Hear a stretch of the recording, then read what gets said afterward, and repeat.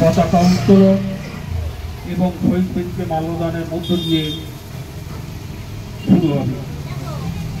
এখন শহীদ বেদিতে মাল্যদান পতাকা উত্তোলন করছেন আমাদের সমিতির সভাপতি সজল দাস মহাশয়।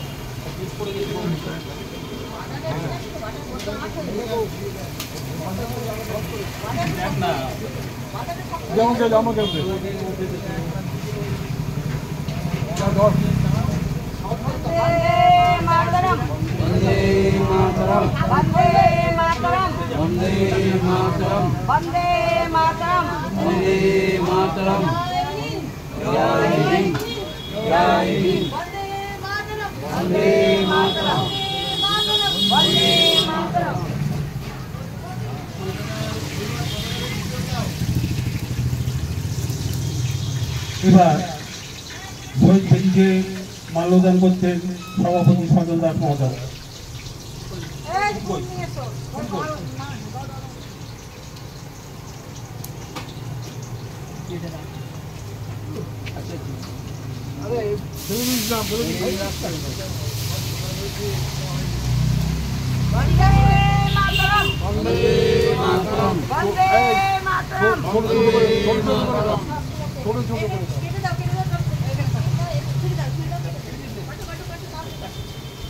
এবার আমাদের সম্পাদক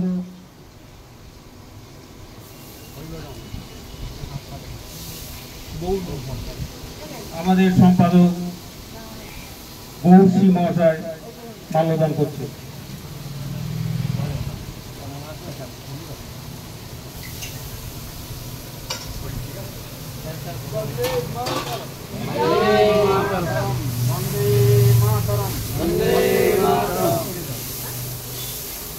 এবার মাল্যদান করছেন অমিতা পাল।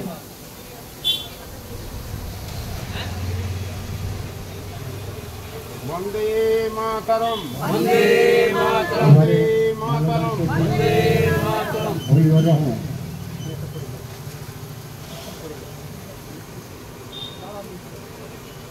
বন্দে মাতরম, বন্দে মাতরম, বন্দে মাতরম।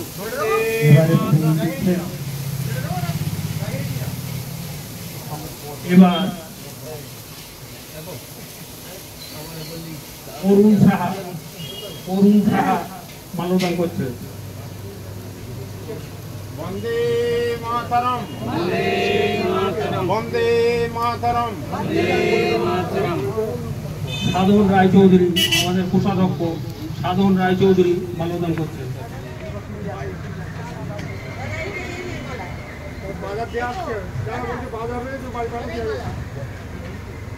বন্দে মাতরম, বন্দে মাতরম, বন্দে মাতরম, বন্দে মাতরম। এবার সঞ্জয় দাস মাল্যদান করছে।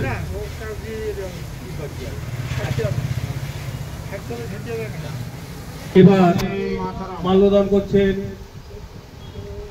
নিশিকান্ত নস্কর মহাশয়।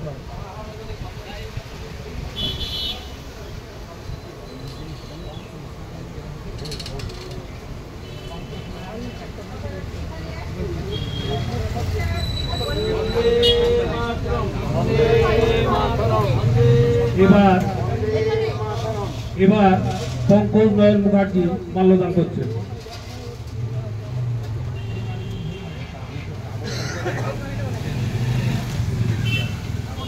এরপরে আস্তাব আলী।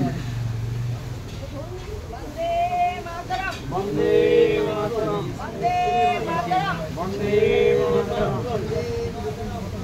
বন্দে মাতরম, বন্দে মাতরম, বন্দে মাতরম। মোহাম্মদ আয়ুব আলী। আমাদের এই পর্ব এখানে শেষ। আপনারা ভিতরে সম্মেলন মঞ্চে ভিতরে গিয়ে বসুন, সম্মেলন কক্ষে ভিতরে গিয়ে বসুন। যাচ্ছি এবারে আমাদের সভাপতি মণ্ডলী নির্বাচন। এই সভাপতি মণ্ডলীর মধ্যে আমি শ্রী সজল দাস, অমিতা পাল, মোহাম্মদ আয়ুব আলী এবং পঙ্কজ নয়ন মুখার্জির নাম প্রস্তাব করছি। আমি অন্তঃকরণের সমর্থন করছি। আপনারা আপনাদের জায়গায় এসে বসুন।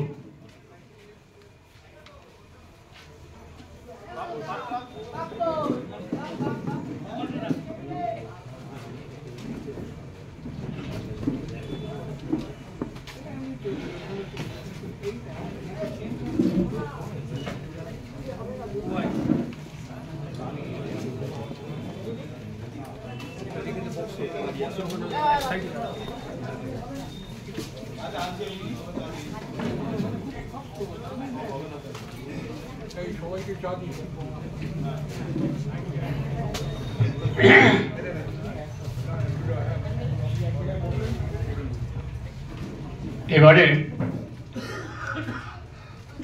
শোক প্রস্তাব পাঠ এবং নিরাপত্তা পালন। সম্পাদক এটা প্রস্তাব পাঠ করছি।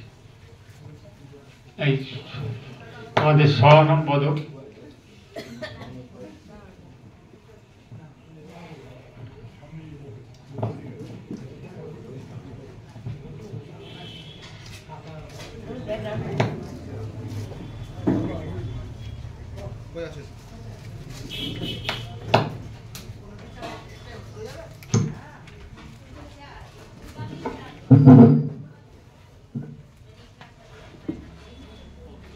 গত বছর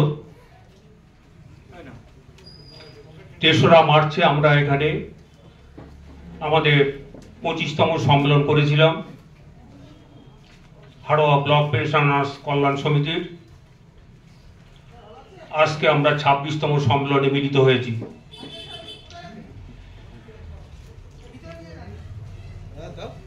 তো আমি প্রথমেই যেটা ঘোষণা হয়েছে শোক প্রস্তাব পাঠ করার কথা, আমি শোক প্রস্তাব পাঠ করছি। গত ইংরাজি ৩/৩/২০২৪ তারিখের 25তম সম্মেলনের পর সামাজিক, রাজনৈতিক, খেলাধুলা, বিনোদন, সাংস্কৃতিক, বিজ্ঞান প্রভৃতির ক্ষেত্রে যারা প্রয়াত হয়েছেন, প্রাকৃতিক ও অন্য দুর্ঘটনায় যারা জীবনদান করেছেন, এই সম্মেলন মঞ্চ থেকে তাদেরকে জানাই আন্তরিক শ্রদ্ধা ও বেদনাহত চিত্তে সকলকে স্মরণ করি এবং পরিবারবর্গকে জানাই সমবেদনা। এর সাথে সাথে স্মরণ করি স্থানীয় সব ভাই বোনদের যারা পৃথিবীর সব সুখ দুঃখ ত্যাগ করে চিরায়িত আনন্দলোক যাত্রা করেছেন। সমিতির পক্ষ থেকে সেই সব পরিবারবর্গকে সমবেদনা জানাচ্ছি এবং গভীর শোক প্রকাশ করছি। স্থানীয়ভাবে যারা চলে গেছেন, ক্ষিতিরঞ্জন মণ্ডল, নারায়ণচন্দ্র গাঙ্গুলি, মোজাম্মেল হক, স্বপন রায়চৌধুরী, লুৎফান নেসা, সুফিয়া খাতুন, হরেকৃষ্ণ মণ্ডল, শৈলবালা কর্মকার, উর্মিলা কাহার, এছাড়াও আরো অনেকে আছেন যাদের আমরা মৃত্যুর কোনো খবর পাইনি। সেই সব পরিবারবর্গকে সমবেদনা জানাচ্ছি এবং গভীর শোক প্রকাশ করছি। 1 মিনিট নীরবতা পালন করার জন্য অনুরোধ করছি।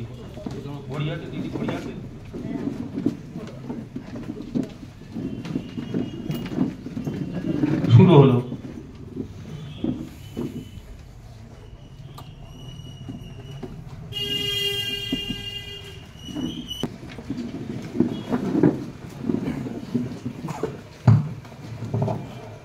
এবারে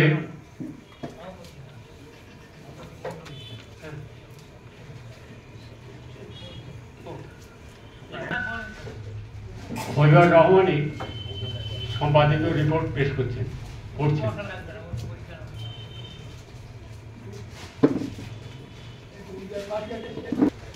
মাননীয় সভাপতি মণ্ডলী এবং হাড়োয়া থানার প্রতিটি অঞ্চল হতে আগত সহযোদ্ধা সদস্য বন্ধুগণ,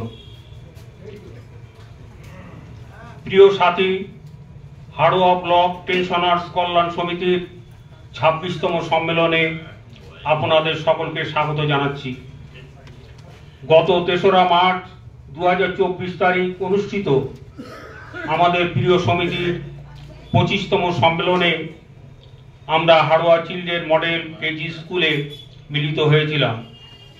আজ আমরা 26তম সম্মেলনে এক বিশেষ পরিস্থিতিতে এখানে পুনর্মিলিত হয়েছি। সমিতির আনুষ্ঠানিক যাত্রারম্ভের লগ্ন থেকে শুরু করে ধারাবাহিক সংগ্রামের মধ্য দিয়ে বিগত 29 বছরের যে পথ আমরা পেরিয়ে এসেছি, আজ তা এক বাঁকের মুখে এসে দাঁড়িয়েছে। ইতিহাসের এই সন্ধি মুহূর্তে দাঁড়িয়ে আমাদের সুচিহ্নিত করতে হবে আগামী দিনের পথ চলার দিশা। যুক্তিসিদ্ধ প্রত্যয়ের ভিত্তিভূমিতে স্থাপিত করতে হবে আমাদের নব অঙ্গীকারকে। সংগঠনের নীতি আদর্শকে পাথেয় করেই ঐক্য সংগ্রাম, ঐক্যের পরিমণ্ডলকে আরো বিস্তৃত করে আমাদের নির্মাণ করতে হবে ভবিষ্যতের যাত্রাপথ। আজ এই সম্মেলনের মঞ্চ সেই গুরুদায়িত্বের কথাই আমাদের সবাইকে স্মরণ করিয়ে দিচ্ছে। সার্বিক পরিস্থিতির প্রেক্ষাপটকেও আমাদের মাথায় রাখতে হবে। আমরা জানি সামগ্রিক আর্থ সামাজিক পরিমণ্ডলের উপাদানসমূহ আমাদের নানাভাবে প্রভাবিত করে। পরিস্থিতি নিরপেক্ষভাবে নিজেদের অবস্থানকে মূল্যায়ন করার প্রচেষ্টাও এক ধরনের ভ্রান্তি বিলাসের জন্ম দেয়। বস্তুনিষ্ঠা মূল্যায়নের মাধ্যমে পরিস্থিতি যাচাই করেই আমাদের গতিপথকে সুনির্ণীত করতে হবে। সাথী, পরিস্থিতি অত্যন্ত কঠিন ও জটিল, আমাদের ধারণার চাইতেও অনেক গুণ বেশি। সামাজিক পরিস্থিতি প্রতিদিন আমাদের জীবনকে দুর্বিষহ করে তুলছে। সুস্থ চিন্তা ভাবনা, নীতি নৈতিকতা, মূল্যবোধ প্রতিদিন আহত হচ্ছে। ধর্ম, জাতপাত, পরিস্থিতি সত্তার, রাজনীতি, শ্রমিক, কৃষক, মধ্যবিত্ত সহ সমাজের সমস্ত অংশের মানুষের মধ্যে বিভেদ সৃষ্টি করছে। শিক্ষাঙ্গন কলুষিত, দেশের ভবিষ্যৎ ছাত্র যুবকরা দিশেহারা, সমগ্র কর্মচারী সমাজ আক্রান্ত, 39% ডিএ বকেয়া, গণতান্ত্রিক লড়াই আন্দোলন করার পরিসর সংকুচিত। এর মধ্য দিয়ে আমাদের প্রতিবাদ জারি রাখতে হবে। 39% ডিএ সহ নতুন পে কমিশন সরকারের কাছে দাবি করছি। যদিও এবারের বাজেটে সরকার 4% ডিএ ঘোষণা করেছে আগামী এপ্রিল মাস হতে, তারপরেও 35% ডিএ বকেয়া থাকবে। সমস্ত হতাশা বিভ্রান্ত কাটিয়ে আগামী দিনে আলোর দিশা খুঁজে পাওয়ার লক্ষ্যে এই 26তম সম্মেলন। আশা করি আমাদের সকলের উপস্থিতি ও অংশগ্রহণের মধ্য দিয়ে এই সম্মেলন সাফল্যমণ্ডিত হবে। যেসব পূর্বসূরীরা আমাদের এই হাড়োয়া ব্লক পেনশনার্স কল্যাণ সমিতি গড়ে তুলেছিলেন, আমাদের এই 26তম বার্ষিক সম্মেলন তাদের অবদানকে প্রতিবারের মতো এবারও কৃতজ্ঞতা চিত্তে স্মরণ করছে। নতুন পেনশনের অনুমোদন পেতে গেলে অকারণে হয়রান করা হয়। বিশেষ করে ফ্যামিলি পেনশন অনুমোদন পেতে খুবই হয়রান হতে হয়। পেনশন তোলার ক্ষেত্রে অসমর্থ বৃদ্ধ পেনশনারদের সুযোগ সুবিধা বৃদ্ধির চেষ্টার দিকে বর্তমান কমিটি লক্ষ্য রেখেছে। যে কোনো অসুবিধা হলে আমরা সকল পেনশনারদের সাহায্য করি। বিগত 1 বছর সাংগঠনিক কার্যকলাপ সংগঠনের নিয়ম অনুযায়ী পরিচালিত হয়েছে। আমাদের সমিতির অঞ্চল ভিত্তিক কমিটি গঠন ও ক্ষমতার বিকেন্দ্রিক করার ফলে গোপালপুর 1 নম্বর ও গোপালপুর 2 নম্বর অঞ্চল কমিটি খুব ভালোভাবে তাদের দায়িত্ব পালন করে চলেছেন। বাকি অঞ্চল কমিটিগুলো যদি এইরূপভাবে কাজ করেন তাহলে সমিতি আরো শক্তিশালী হবে। সংগঠনের সদস্য সংখ্যা আশানুরূপ বৃদ্ধি পায়নি। নতুন সদস্য যে হারে হওয়া দরকার সেইভাবে সদস্য করা যায়নি। সংগঠনের দায়িত্বে আমরা যারা আছি তাদের আরও বেশি দায়িত্ববান হয়ে এই দুর্বলতা কাটিয়ে উঠতে হবে। গত বছরের মতো এবারও আমাদের সমিতি অফিসে জমা পড়া সমস্ত life certificate Punjab national bank Haroa শাখায় একসঙ্গে জমা পড়েছিল। ইন্ডিয়ান ব্যাংক হাড়োয়া ও গোপালপুর শাখা এবং SBI হাড়োয়া শাখার পেনশন হোল্ডারকে নিজে এসে ব্যাংকে লাইফ সার্টিফিকেট জমা করতে হয়েছিল। প্রতি বছরের মতো এবারও আপনাদের অবগতির জন্য জানাই, ফ্যামিলি পেনশন পাওয়ার ক্ষেত্রে যে সমস্ত প্রমাণপত্র ট্রেজারিতে জমা দিতে হবে সেগুলি হলো: 1 নম্বর, সাদা কাগজে ফ্যামিলি পেনশনের জন্য আবেদন। 2, অ্যানেকচারিতে ফ্যামিলি পেনশনের 3 কপি ফটো গেজেটেড অফিসার দ্বারা অ্যাটেস্টেড করে জমা দিতে হবে। 3 নম্বর, ফ্যামিলি পেনশনের নামের ব্যাংক অ্যাকাউন্ট প্রথম পাতার জেরক্স দিতে হবে। 4, মৃত পেনশনের ডেথ সার্টিফিকেট জেরক্স দিতে হবে। 5, লাইফ সার্টিফিকেট পূরণ করে কর্তৃপক্ষের দ্বারা অ্যাটেস্টেড করতে হবে। 6 নম্বর, অরিজিনাল PPO জমা দিতে হবে। ভোটার কার্ড, আধার কার্ড, প্যান কার্ড এবং স্বাস্থ্যসাথী কার্ডের জেরক্স দিতে হবে। 8 নম্বর, প্রধানের নিকট হইতে স্থায়ী বাসিন্দার সার্টিফিকেট ফটো সহ জমা দিতে হবে। 9, ট্রেজারি রিফান্ড চিঠির জেরক্স দিতে হবে। এছাড়া সকল সদস্যের অবগতির জন্য জানানো হচ্ছে, কমিউটেশন এবং 80 বছর ও 85 বছরের সুযোগ সুবিধা পাওয়ার জন্য সমিতি অফিসে যোগাযোগ করলে বেনিফিট পাওয়ার ক্ষেত্রে সুবিধা হবে। আমাদের সমিতি নিয়মিত অডিট ও নবীকরণ করা হয়। এবছর অডিটের জন্য পাঠানো হয়েছে। সমিতির অফিস ঘরটি দোতলায় হওয়ায় উপরে ওঠানামায় আমাদের খুব অসুবিধার সম্মুখীন হতে হয়। তার জন্য আমরা নিচের তলায় অফিস ঘরের জন্য চেষ্টায় আছি। কয়েকজনের সঙ্গে কথাও হয়েছে নিচের তলায় ঘরের জন্য। সমিতির সদস্যদের সেবাই এই সমিতির মূল উদ্দেশ্য। ধীরে ধীরে এই সমিতি বর্তমান পর্যায়ে এসেছে। আশা করি সময়ের সাথে সাথে আগামী দিনে যারা কমিটিতে আসবেন তারা সমিতিকে আরো উচ্চ মাত্রায়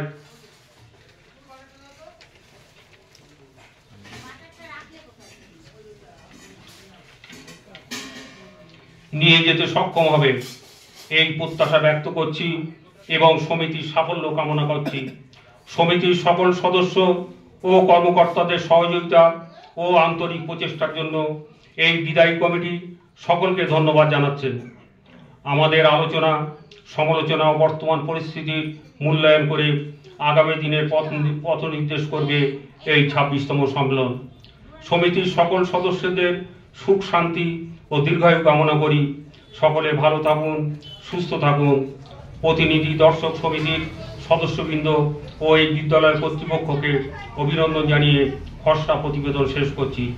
অভিনন্দন সহ গৌরী, সম্পাদক, হাড়োয়া ব্লক পেনশনার্স কল্যাণ সমিতি, হাড়োয়া, তারিখ 16/2/2025। এবারে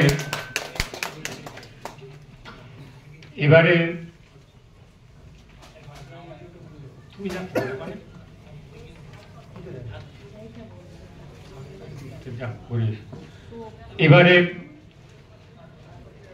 হিসেব যেটা আছে সেটা কোষাধ্যক্ষ সাধন রায়চৌধুরী পেশ করছেন। এখানে আসেন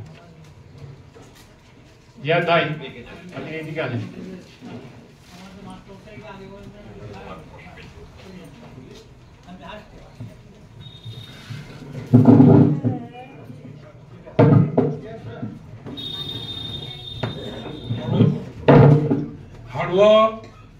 হাড়োয়া ব্লক পেনশন সমিতির 25 এবং 26 সালের যে হিসেবটা সেটা আপনাদের সঙ্গে আমি উপস্থিত করছি।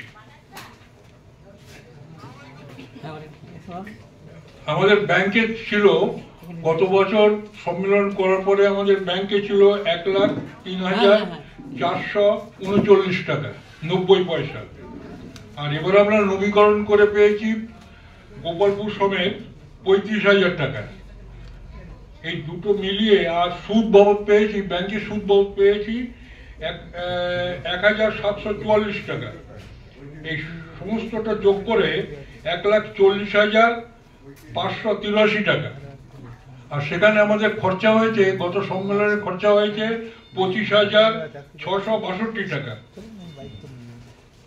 ব্যাংকে আছে 1,14,921 টাকা, এটা থাকার কথা ব্যাংকে, কিন্তু ব্যাংকে আছে 1,14,521 টাকা, আর হাতে আছে 400 টাকা। এই নিয়ে 1,14,921 টাকা 90 পয়সা।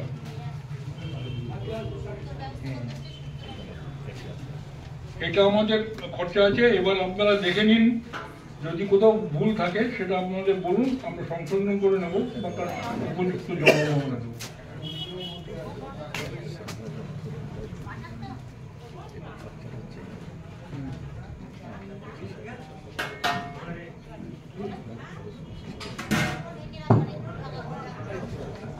এবারে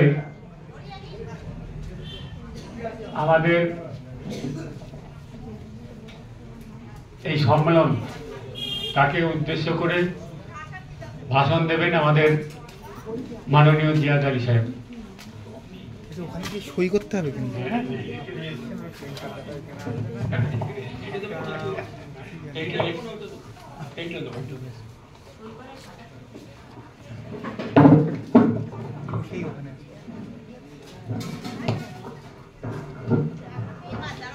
নমস্কার,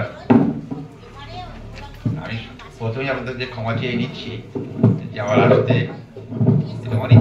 অনিচ্ছাকৃত কারণেই দেরি হয়ে গেল। আস্তে আস্তে মাঝপথে একটা আটকে গিয়েছিলাম কোনো একটা কাজে, সেইটা শেষ করতেও পারিনি, অসমাপ্ত রেখেই চলে এসেছি। যাক, আমাকে ক্ষমা করবেন দেরিতে হওয়ার জন্য। সম্মেলন শুরু হয়ে গেছে, সভাপতি তার বক্তব্য রেখেছেন, হিসাব রক্ষক হিসাব দেখিয়েছেন। আপনারা সবই খানিকটা পড়াশোনা করে বক্তব্য করে আঁকবেন কিনা জানি না, আশা করি সমর্থন করবেন বক্তব্য। তবে আমি ব্যক্তিগতভাবে যেটা মনে করি, আমি আগে বক্তব্য তো শুনিনি, তাই আমার মতো করে দু একটা কথা বলি, যে কথার মধ্যে হয়তো ওরা সেই কথাগুলো বলে ফেলেছেন কিংবা আপনারা বলেছেন বা রিপিট হয়ে যেতে পারে, তো সেটা যদি হয় আমাকে ক্ষমা করবেন। আমি বলছি আমার মতো করে। কথাটা হচ্ছে এরকম, এই সম্মেলনটা হচ্ছে একটা বার্ষিক প্রোগ্রাম অনুসারী। প্রতি সংগঠনই যা করে, প্রত্যেকটি সংগঠন বছরের শেষে একটা করে বার্ষিক সম্মেলন করে। যারা কমিটিতে থাকে তারা তাদের কাজের খতিয়ান দেয়, কি কি কাজ করেছে, কি কাজ করতে পারিনি, কি কাজ করতে গিয়ে কোথায় অসুবিধা হয়েছে, এইগুলো তারা বলেন। আমরা যারা শুনি তারা পারলে তাদের সংশোধনের জন্য কিছু কথা বলি, যে এইগুলো সংশোধন করে চলবেন ইত্যাদি ইত্যাদি। এটা একটা বার্ষিক সম্মেলন এবং প্রতি সংগঠনই এটা করে, আমাদের সেটাই করছে। গতবারও হয়েছিল, গতবারও আমরা কিছু কথা বলে গেছি এখানে, সেই কাজগুলো হয়েছে কিনা আমি জানি না, হলে খুব ভালো, কেন আমি শুনতে পাইনি, হলে খুব ভালো। যদি না হয় আশা করি সেগুলো যদি কোনো রকম গুরুত্ব থাকে তাহলে তারা নিশ্চয়ই আবার সেগুলো ভাববেন। আজকে এসেছি একটা কথা এখানে বলবো আবার, এই সমিতিটি তৈরি হয়েছিল, সৃষ্টি যারা করেছিলেন তাদের মাথায় নিশ্চয়ই একটা আইডিয়া ছিল যে আমরা যারা এখানে সদস্য হব তাদের সুখ সুবিধাগুলো দেখবেন। হাত তুলছেন কেন? আপনি হাত তুলছেন কেন? বলতে চাইছেন? আমরা যখন এই সমিতির সদস্য হই বা হয়েছি, তার আশা করছি এই সমিতি আমাদের সুখ দুঃখের কত দিকটা দেখবে এবং সমিতির পিসফুলি চলবে। এই সমিতি পিসফুলি চলতে গিয়ে কি অসুবিধা সেটা ওরা নিশ্চয়ই বলেছেন, কিংবা আর কোনো অসুবিধা থাকলেও বলেছেন, আমি সেগুলো শুনতে পাইনি। তো আমার মনে হয় আমাদের দিক থেকে যে অসুবিধাগুলো হয়, সেই অসুবিধাগুলো বেশিরভাগ ক্ষেত্রেই ব্যাংকে গিয়ে হয়। এখানে গতবারও বলেছিলাম যে এই সম্মেলনে ব্যাংকের একজন প্রতিনিধি থাকলে আমাদের সবার কথা তারা শুনতে পান, হয়তো একটু সুবিধা সুযোগ তারা দিলেও দিতে পারেন, কারণ যারা যেহেতু ওখানকার সদস্য, ওখানকার কর্মধার, তারা আমরা গেলে একটু অন্তত খেয়াল করবেন। কারণ আমাদের ধরুন 80-85 বছর বয়স হয়েছে কারো কারো, আমার নিজেরই বয়স 80, 84 চলছে। ওখানে যে বেশক্ষণ দাঁড়ানো যায় না, অসুবিধা। আমাদের যদি একটু সহযোগিতা করেন ওরা, তাহলে খুব ভালো হয়। পারবেন কিনা জানি না, ওদের বাধ্যবাধকতা আছে, ওদের উপর মহলে নানা রকম প্রোগ্রাম, নানা রকম কথা ওদের শুনে চলতে হয়, এইসব অসুবিধা আছে। যাই হোক, আমি ওদের সম্পর্কে আর কিছু না বলে আমি আপনাদের কথাই বলি, আপনাদেরকে বলি। আমি গতবারও বলেছিলাম, মৃত্যু আমাদের হবেই, আজ হোক আর 2 বছর পরে হোক আর 4 বছর পরে হোক, মৃত্যু আমাদের হবে। আমাদের পরবর্তী জমানা যারা পেনশনের অংশীদার হবে, পেনশন যারা পাবে, তাদের জন্য আপনাদের কাগজপত্রগুলো ভালো করে তৈরি করে একটা ফাইল আপ করে পারলে বুঝিয়ে যাবেন, যিনি বাঁচবেন সেটা নিয়ে যেন অনায়াসে পেনশনটা তুলতে পারে। এটা এখনো আছে, আর কতদিন থাকবে জানি না। বর্তমানে যে হয়ে আসছে 2005 সালের পর, তাহলে তো পেনশনই থাকছে না। কোনো স্টেপ মেনেছে, কোনো স্টেপ মানেনি, আবার পুরাতন অবস্থায় ফিরে গেছে, নতুন পেনশন নিয়েও পুরাতন অবস্থার মধ্যে ফিরে গেছে। যাই হোক, কি হবে না হবে জানি না। আপনার কাছে আমি গতবারও বলেছেন, এবারও বললাম যে আপনারা প্রত্যেকেই নিজ নিজ পেনশন ফাইল একটা তৈরি করে তাদের যে সমস্ত কাগজপত্র হরিহর সাহেব বললেন, এগুলো আপনারা সেইভাবে সেই ফাইল আপ করে রেখে যাবেন, যাতে পরবর্তী পেনশন তুলতে তাদের কোনো অসুবিধা না হয়। আমি বিশেষভাবে বলতে চাইছি, সেটা হচ্ছে যারা প্রাইমারিতে আছেন, তাদের স্ত্রীদের যদি অভিজ্ঞতা না থাকে, অফিস আদালতে যাওয়ার অভিজ্ঞতা থাকে না, সাধারণত তাদেরও বয়স হয় থাকে না। আমাদের মধ্যে যখন সেকেন্ডারিতে আছি, আমাদের মধ্যে হয়তো কিছু শুনে টেনে কারো কোনো অভিজ্ঞতা হয়েছে, কিন্তু সব মিলিয়ে আমি বলছি এগুলো প্রত্যেকেই যেন আপনারা করে যাবেন দয়া করে। এগুলো করলে পেনশন সমিতির কর্ণধার যারা আছেন, তারা আপনাদের পেনশনটা সহজে ব্যবস্থা করে দিতে পারবেন। 2 নম্বর কথা যেটা বলতে চাই, এই কথাটা আপনারা শুনছেন বারবার করে রেডিও, টিভি কিংবা পত্রপত্রিকা, সমাজ মাধ্যমে নানা রকম ব্যাপারটা, যে আমাদের দেশ ডিজিটাল হতে যাচ্ছে। ডিজিটাল কথাটা আমরা কানে শুনি, কিন্তু প্রকৃতটা কি আমরা অনেকেই জানি না। আমরা যারা বয়স্ক মানুষ জানি না, এবং ছোট ছোট ছেলেপিলা তারা কিছুটা শিখতে পারে। আমাদের দেশটাই পুরোটা ডিজিটাল হতে যাচ্ছে। ডিজিটাল বলতে এই মূলত কথাটা কয়েকটা ডিজিটের মাধ্যমে আপনার সঙ্গে যোগাযোগটা তারা করবে, কয়েকটা ডিজিটের মাধ্যমে। এই যে ধরুন আপনার পেনশন 4% বেড়ে গেল, আপনার আমার সবারই আমাদের পেনশন সরকার 4% বাড়িয়ে দিলেন, এই কথাগুলো খবরের কাগজে পেয়েছি, টিভিতে পেয়েছি। এখন এরপরে ওই ডিজিটাল দিয়ে সমাজ মাধ্যমে ভাইরাল করে দেওয়া হবে, আপনাকে দেখে তা দিতে হবে।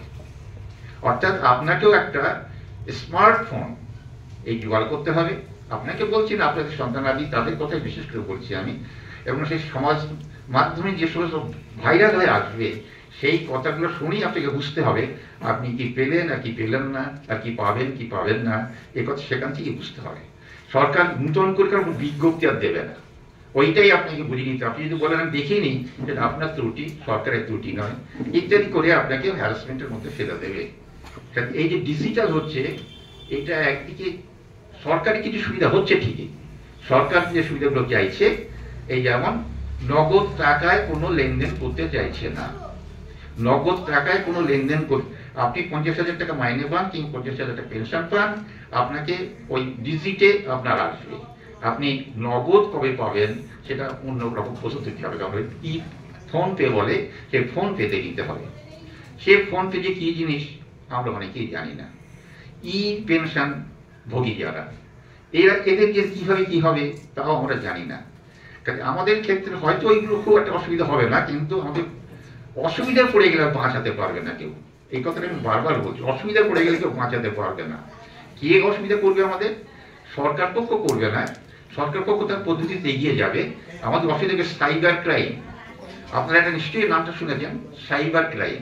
মানে একদল লোক আছে যারা আপনার পেনশনটা হ্যাক করে নেওয়ার জন্য, যে আপনার নগদ টাকা যা পুঞ্জীভূত হয়ে আছে ব্যাংকে, সেটা হ্যাক করে নেওয়ার জন্য তারা বসে আছে, হা করে বসে আছে। হা করে বসে আছে। কারণ এই সম্পর্কে বারবার সাবধান হতে হবে আমাদেরকে। সরকার যেটা বলছে এটা আপনারা খুব সতর্ক থাকবেন। সাইবার ক্রাইম এত বেড়ে গেছে যে তাদেরকে সরকার কন্ট্রোলও করতে পারছে না। আমরা মনে করতাম, আমি নিজেও মনে করতাম, আমি যেহেতু চেকে পেনশন তুলি, আমার কোনো এটিএম নেই বা ওইসব ফোন পেতে নেই, মনে করতাম বোধ হয় যে আমাদের টাকাটা বোধ হয় সাইবার ক্রাইম হতে পারে না। একদিন আগেই বলে দিয়েছে সরকার, ওটা কোনো ব্যাপার নয়। আপনার সাইবার ক্রাইম কখন কিভাবে, আপনার চেক অ্যাকাউন্টটা ওই এটিএম চলে যাবে, এটিএম ট্রান্সফার করে নেবে ওরা, ট্রান্সফার করে নিয়ে সঙ্গে সঙ্গে টাকা হবে, মানে কয়েক সেকেন্ডের মধ্যে টাকা তুলে নিয়ে চলে যাবে। একটা উদাহরণ দিল, মেদিনীপুরের কোনো একজন মহিলা, তিনি শিক্ষিকা, তিনি প্রতি মাসে 500 টাকা করে জমা দিতেন আরটিতে। দেখা গেল 15 মাস পরে গিয়ে তার কোনো টাকা নিয়ে আসে, সে কখন কোথায় কবে তুলে নিয়েছে উনি নিজেও জানেন। এইগুলো যদি হয়ে যায় তাহলে আপনার সমস্ত পুঁজিহারা হয়ে মাথায় হাত দিয়ে কান্নাকাটি করা ছাড়া আমাদের মতো লোকের দ্বারা কিছু হবে না। যদিও সরকার বলছে যে এইরকম যদি কখনো হয় আমার কাছে জানাবেন। একটা নাম্বারও দিয়েছে 1930, টোল ফ্রি নাম্বার 1930-তে জানাতে বলছে। যদি কখনো আপনাদের ফোনে আননোন নাম্বার থেকে ফোন আসে, আননোন নাম্বারটা, আপনি যে নাম্বারটা জানেন না, চেনেন না, হয়তো ফোন থেকে বলছে আমি ব্যাংক থেকে বলছি, কি থানা থেকে বলছি, কি অমুক স্টাফ বলছি, এইসব যদি আসে সঙ্গে সঙ্গে তাদের জানাতে বলছে। সঙ্গে সঙ্গে বলছে আপনি ফোনে উত্তর দেবেন না, ফোন ধরবেন না। আর ধরেন যদি 1930 এই টোল ফ্রি নাম্বার আমার জানিয়ে দেন, সেই নাম্বারটা, যে নাম্বারটা আপনার আননোন নাম্বার হিসেবে মনে হয়েছে, এগুলো বারবার বলছে, তাহলে ওরা একটা স্টেপ নিলেও নিতে পারে। আপনার যে টাকা নষ্ট হয়েছে সে টাকাটা একটা উদ্ধারের পথ হলেও হতে পারে, হবেই বলছে না, হলেও হতে পারে। তার জন্য আবার অনেক রকম পদ্ধতি আছে। যাই হোক, এই দিনে আমরা এসে পৌঁছেছি।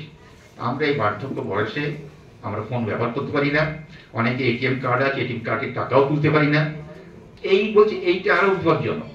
এটিএম কার্ডে একটা আপনার ওটিপি নাম্বার আছে, আপনি সামনে আছেন, আমি আপনার পিছনে লম্বা মনে দাঁড়িয়ে আছি, আপনি বারবার চেষ্টা করে টাকা পাচ্ছেন না।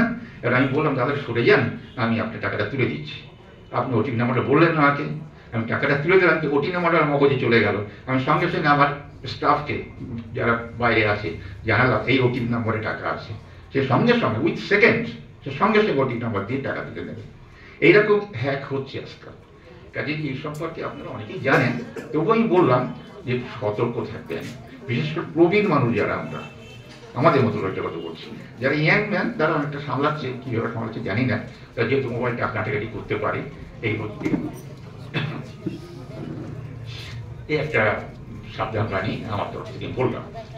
আর লাস্ট টাইম যে কথাটা বলতে চাই সেই কথা হচ্ছে এই প্রতিষ্ঠানটা যেভাবে চলছে, যারা তৈরি করেছিলেন তাদের দূরদৃষ্টি দিয়ে আমাদের কথা ভেবে নিশ্চয়ই তারা তৈরি করেছিলেন। এখন তারাই অনেকেই আছেন এই সমিতির মধ্যে, হয়তো একজন মারা গেছেন, খুব সবচেয়ে দায়িত্বশীল মানুষ জীবনবাবু, তিনি মারা গেছেন। তো ওটাও প্রায় ডেট। হ্যাঁ, সমীর চ্যাটার্জি সবচেয়ে হেল্পিং হ্যান্ড যিনি ছিলেন, সমীর চ্যাটার্জি মারা গেছেন। যে এরকম ভাবে পেনশনার সমিতি তৈরি করেছিলেন তাদের মধ্যে নিশ্চয়ই করে ভালো দূরদৃষ্টি ছিল, ধরবো তারা আমাদের জন্য এই কাজটা করে যাচ্ছে। অন্য কোনো থানার মধ্যে, অন্য কোনো জায়গার মধ্যে পেনশনার সমিতি আছে বলে আমার ঠিক কানে আসেনি, থাকতে পারে, আমার কানে আসেনি। আমরা এখানে যেটা করেছি এটা যেভাবে বাঁচিয়ে রাখতে হবে।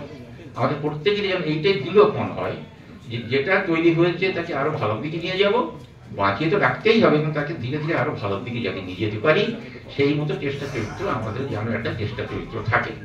কারণ আমাদের মধ্যে অনেকের মতের মিল নেই, পলিটিক্যালি মিল নেই, এমনি কথাবার্তা তো মিল নেই, ধর্মীয় মিল নেই, অনেক কিছু অসুবিধা আছে। তা সত্ত্বেও এই সমিতিতে যারা এসেছি সবকিছু ভুলে এখানে আমরা সবাই এক, এই কথা ভেবে এই সমিতিটাকে বাঁচাতে হবে, যাতে থাকে তার জন্য আমরা চেষ্টা করতে হবে।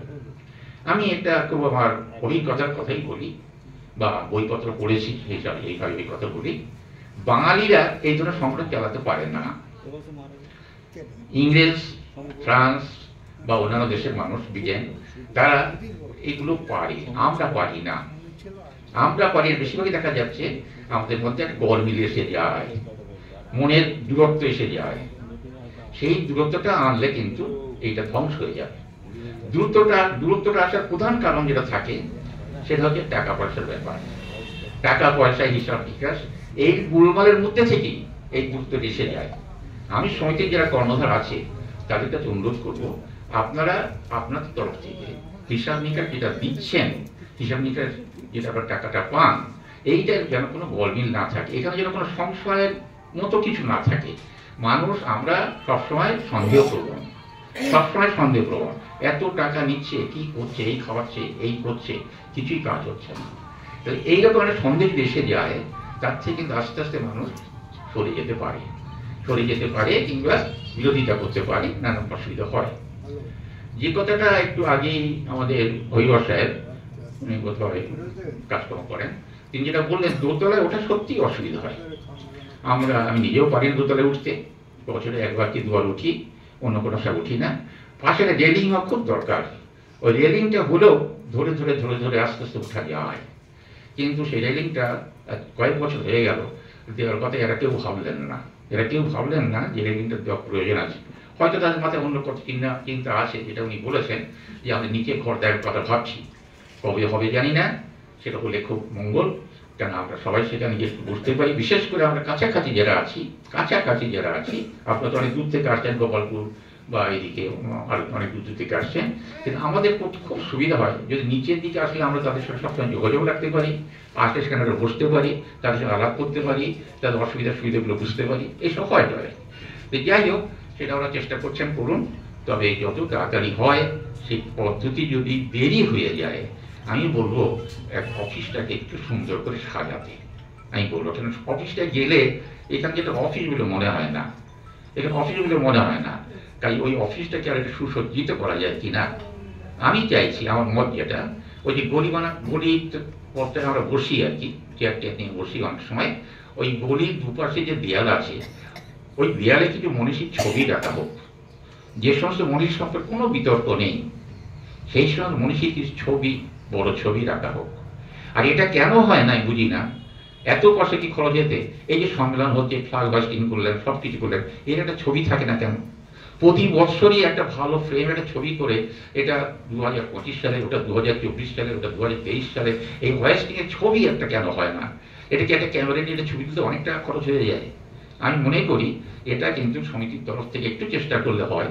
কেন একটা পরে প্রজন্ম যারা আসবে তারা দেখে বুঝতে পারবে এখানে এইসব লোকগুলো এই সমিতির মধ্যে ছিল, এত লোক ছিল সমিতির মধ্যে ছিল, তারা এইটুকু করে গেছে, তারপর আরো মাথায় কিছু করতে হবে। তাই আমার কমপ্লিট প্রস্তাব, এই ছবি আজকে নেওয়া হোক এবং আগামী দিনে একটা ভালো ছবি ফ্রেমের মধ্যে রেখে তৈরি করে ওখানে টাঙিয়ে দেওয়া হোক। অতীতে কথা পাওয়া যাবে না, এখন অন্তত এবছর থেকে সেটা শুরু হোক, এইটা আমার একটা প্রস্তাব। আর অফিস ঘরটাকে একটু সুসজ্জিত করে মানুষ বসার মতো একটা ব্যবস্থা করা হোক। যাই হোক, এই বলে যারা আজকে আসতে পারেনি, এখন বেঁচে আছেন, তারা সুস্থ থাকুন, এবং যারা অতীত চলে গেছেন দুনিয়া ছেড়ে, তাদের আত্মার শান্তি কামনা করছি, এবং সকলকে আপনাদের আমার প্রীতি শ্রদ্ধা জানিয়ে আমি আমার বক্তব্য শেষ করছি।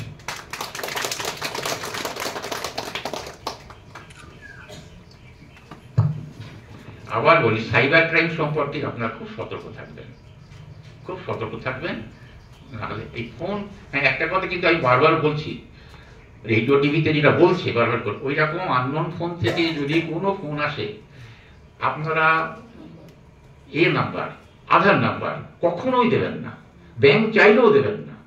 ব্যাংক আধার নাম্বার চাওয়ার অধিকার নেই। ব্যাংক বলে আমরা লিঙ্ক করেছি, আমরা তো লিঙ্ক করেছি আধারের সঙ্গে, আমার নাম্বার, পেনশন নাম্বার লিঙ্ক করে দিয়েছি, আপনি কেন চাইবেন? ওরা বারবার বলছে আধার নাম্বার দেবেন না, কোথাও কাউকে দেবেন না, এইটাই খুব ইম্পর্টেন্ট নাম্বার। ওই আধার নাম্বারটা যদি তারা পায় কোনো সাইবার ক্রাইমের লোক, তাহলে ওটা নিয়ে ওরা অনেক কিছু আপনার তথ্য জেনে নেবে এবং সেখান থেকে আপনার ক্ষতি করতে পারবে। কিন্তু আধার নাম্বারে যাতে না দেওয়া যায়, তার যদি লড়াই করতে হয়, সমবেতভাবে হোক, সিঙ্গেলভাবে যদি লড়াই করতে হয়, সেই চেষ্টা করবে। ওরা ওদের দায় দেখাবে, কিন্তু বলছে, রেডিওতে বলছে যে ওদের মধ্যেও ভূত আছে। যে ব্যাংক থেকে যেগুলো হচ্ছে, সেই ব্যাংকের মধ্যে কিছু মানুষ আছে যাদের ওই ক্রাইমের সঙ্গে যুক্ত, তারা কিন্তু নাম বলছে না, কারো করতে পারে না, সেই হিসেবে বলছি, আপনাদের সতর্ক করছি, আধার নাম্বার কখনো কাউকে কোনো রকমই দেবেন না, কোনো রকমই দেবেন না। এই কথা বলে আমি বক্তব্য শেষ করি। জিয়াদ ভাইকে তার মূল্যবান বক্তব্যের জন্য আমরা তাকে ধন্যবাদ জানাচ্ছি। যারা এসছেন পরে এখানে সই করেননি, তারা এখানে সইটা করে যাবেন এবং বিভিন্ন জায়গা থেকে যারা এসছেন, আমি চাইছি যে কারো কিছু বক্তব্য থাকলে তারা নামটা দিয়ে যান বা উঠেও বলতে পারেন। আমাদের যেটা প্রতিবেদন দেওয়া হয়েছে বা আপনাদের সুবিধা অসুবিধার কোনো রকম বক্তব্য যদি থাকে,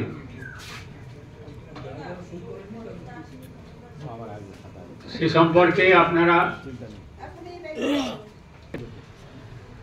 আমি যে কথাটা বলতে চাইছি সেই কথাটা হয়তো ব্যক্তিগত, আমার ব্যক্তিগত নয়, আপনাদের কারণ কারো ব্যক্তিগত, কিন্তু তিনি একা সমাধান করতে পারছেন না। অথচ আমাদের সদস্য তিনি, এবং সদস্য ভালো পদে আছেন, সভাপতি মানুষ গৌরশী, ইনি একটা বিষয় সম্পত্তি নিয়ে এমন একটা ফ্যাসাদে পড়ে গেছেন ওদের তরফ থেকে। না না, বলা আছে আমার কারণ আছে, এদের আমাকে এক মিনিট শুনুন দাদা। ওর তরফ থেকে উনি ঠিক মতো জোরালো হয়ে কোনো বক্তব্য রাখতে পারছেন না।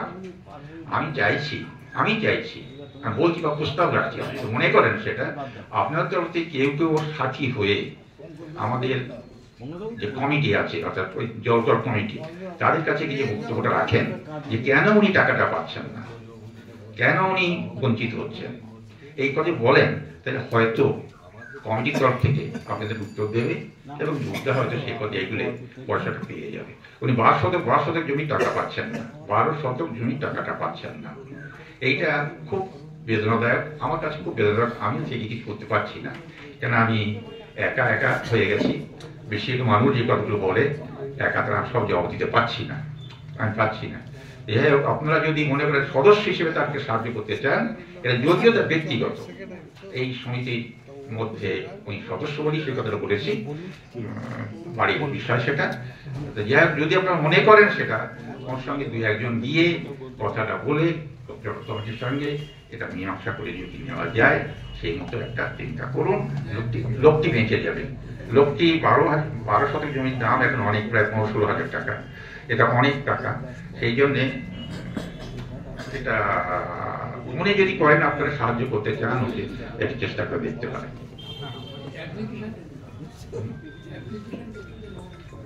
আচ্ছা, আমি ডাকছি এমনি, আপনারা যখন কেউ বললেন না, আপাতত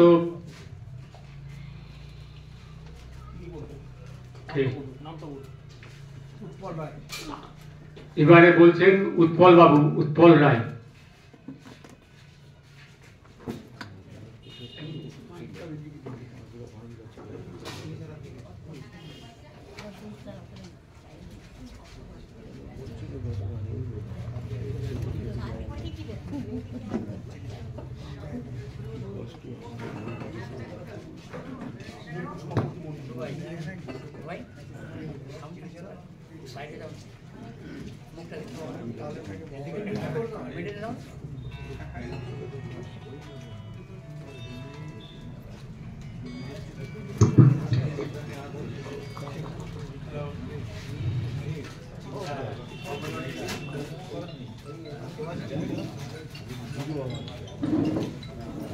উপস্থিত সভাপতি মণ্ডলী,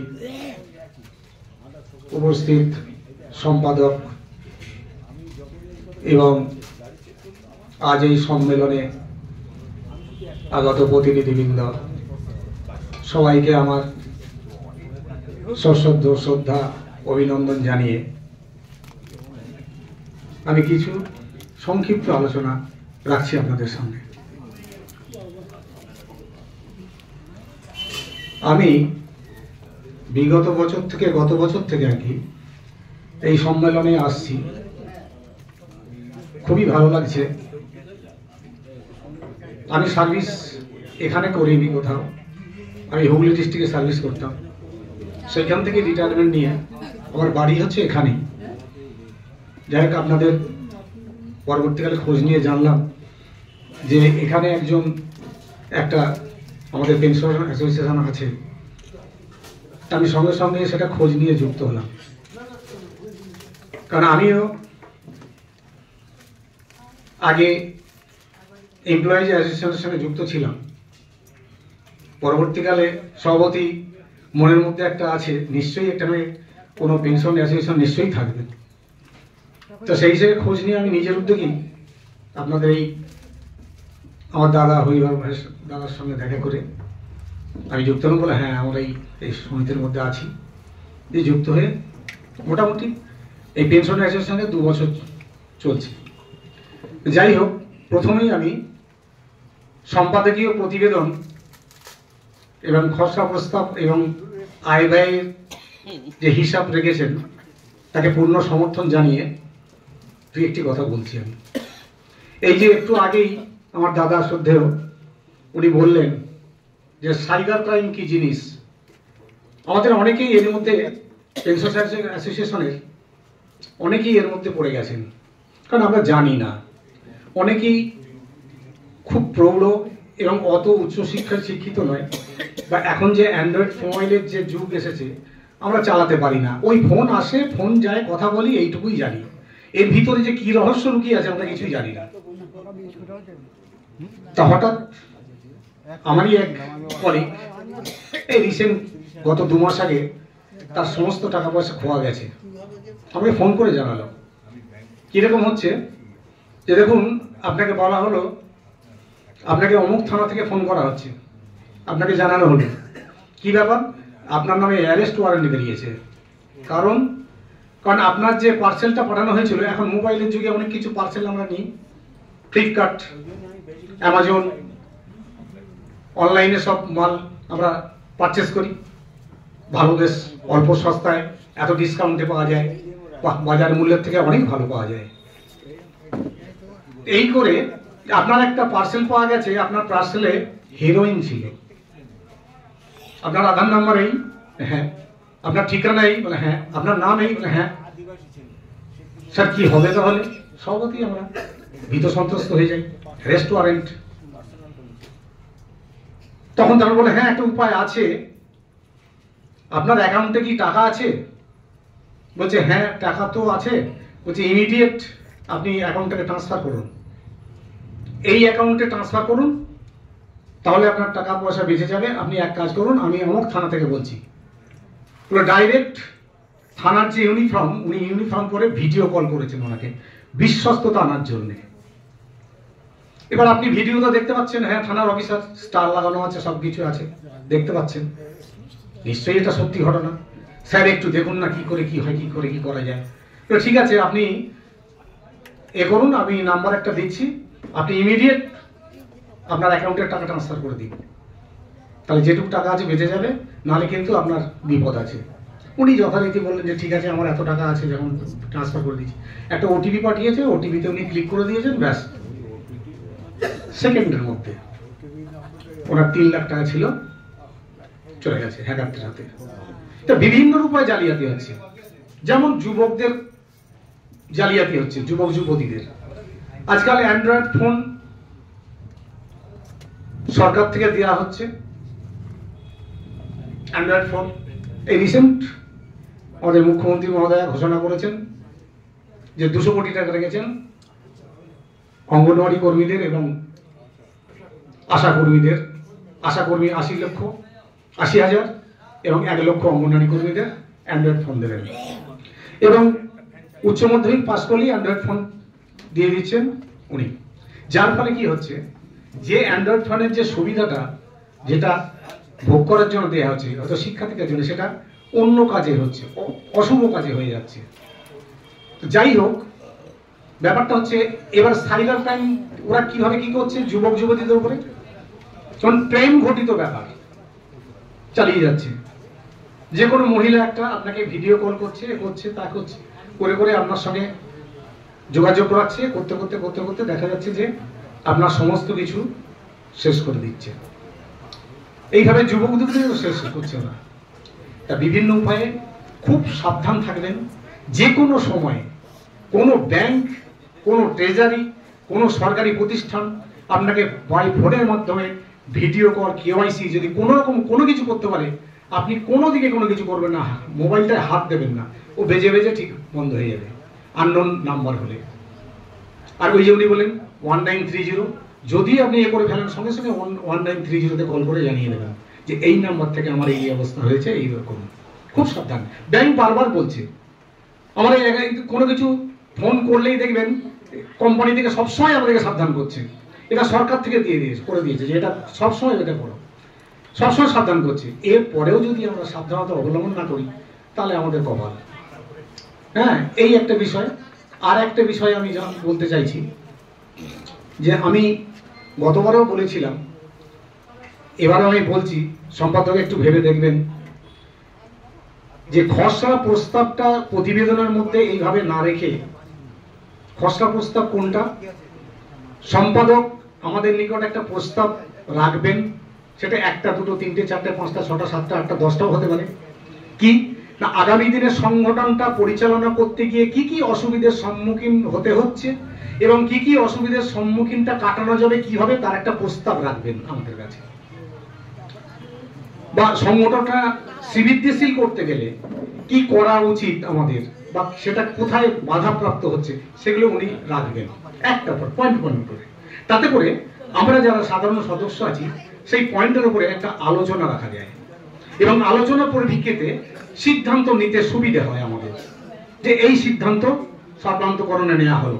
পরবর্তীকালে যিনি আসবেন, যারা থাকবেন কমিটিতে, তারা এইভাবে এগিয়ে যাবেন, এই পথের মধ্যে দিয়ে এগিয়ে যাবেন। খসড়া প্রস্তাব রেখেছেন কিন্তু প্রতিবেদনের মধ্যে মিশ্রিত ভাবে।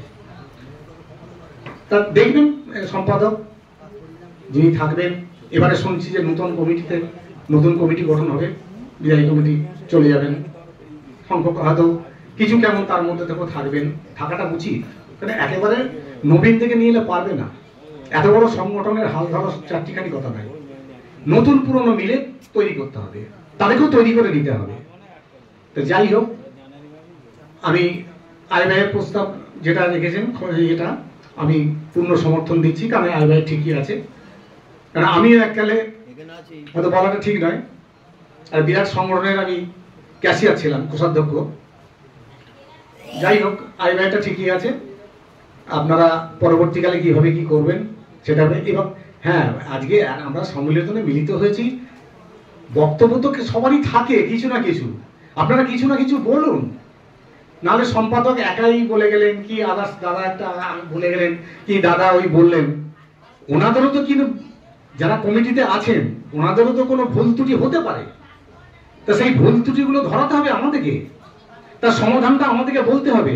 তাহলে আগামী যে কমিটি হবে সেই কমিটি তো সেই পথে উত্তর নিয়ে যাবেন এই সমিতিটাকে। এই যেমন বলছেন যে নিচে একটা ঘর দেখতে হবে, অবশ্যই ঘর দেখা দরকার। আমাদের সবার প্রচেষ্টা, এনাদেরই প্রচেষ্টা শুধু নয়, আমাদের সবার মিলিত প্রচেষ্টাই করতে হবে। কারণ ঘর নিচের দিকে দেখতেই হবে আমাদের, অফিস ঘর, এবং অফিস ঘরটা অফিস ঘরের মতো দাদা বলছিলেন যে অফিস ঘরের মতো সাজালে পারলে সেটা আমাদেরকেই করতে হবে। তাহলে সেটা আমাদেরও সেখানে গিয়ে অন্তত সন্ধ্যের পর যারা কাছাকাছি আছি, কি যে কোনো সময় প্রোগ্রাম আসলে সেখানে গিয়ে আলোচনা, বা সেখানে গিয়ে বসা, একটু আলোচনা, কার কি হচ্ছে, কার কি অসুবিধা হচ্ছে, কোথায় কি হচ্ছে, কিভাবে কি আলোচনা।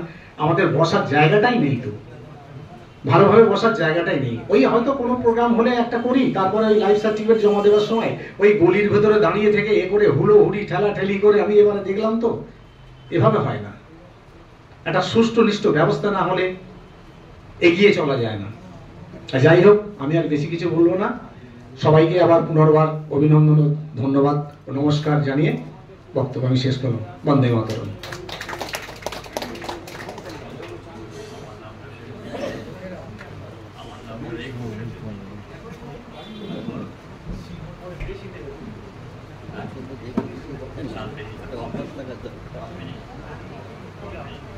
বাবু শ্রীধর মন্ডল আসেন।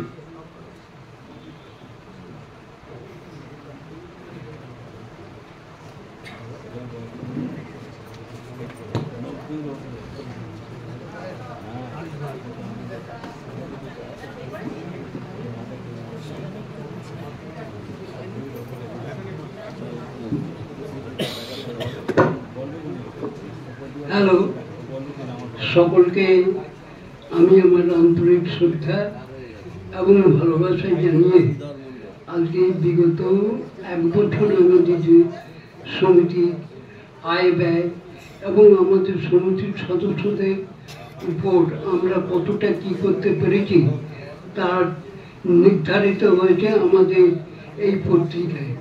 যদি এখনো কারো কোনো অসুবিধা থেকে থাকে তাহলে আমাদের সম্পাদক মহাশয় উপস্থিত আছেন, তার সামনে আপনারা উত্থাপন করতে পারবেন এবং সেটা সমাধান করতে আমাদের সম্পাদক এবং সমিতি যারা মাথা হিসেবে কাজ করছেন তাদেরকে আমরা চাপ সৃষ্টি করে সেই সমস্ত কাজগুলো যাতে আমাদের অফিস থেকে আদায় করে নিয়ে আসতে পারি তার জন্য ব্যবস্থা করা হবে। এটা প্রতি বছরই বলা হয়ে থাকে এবং আমাদের সমিতি ঘর যেটুকু আছে সেটুকু আপনারা জানেন খুব কম সংখ্যক আমাদের সদস্যদের বসার বা থাকার সুব্যবস্থা আছে। খুব বেশি সংখ্যক সদস্যদের আমরা রাখতে পারবো না। সেই জন্যে আমার মনে হয়, আমি যতটুকু দেখেছি, যে একটা নতুন ঘরের প্রয়োজন যেখানে আমরা ওঠানামা করতে পারবো এবং যেখানে আমরা খোলাখুলি বসে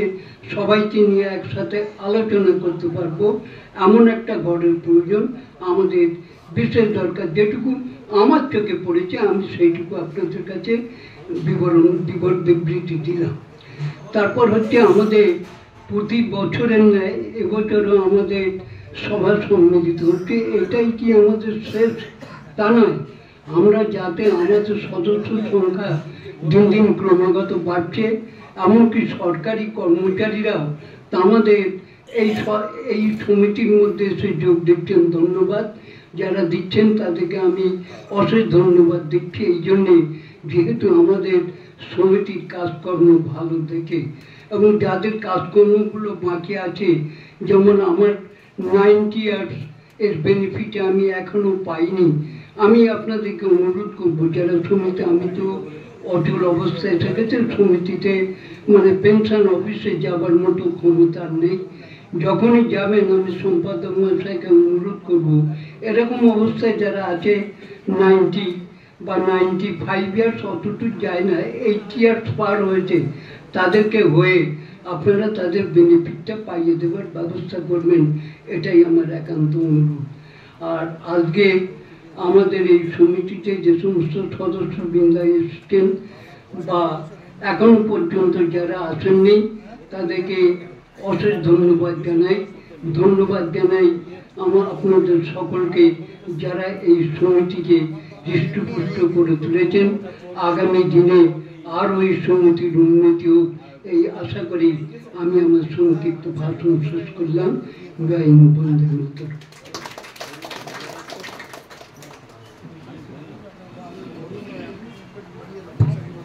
এবারে সুমিত্রা সিনহা।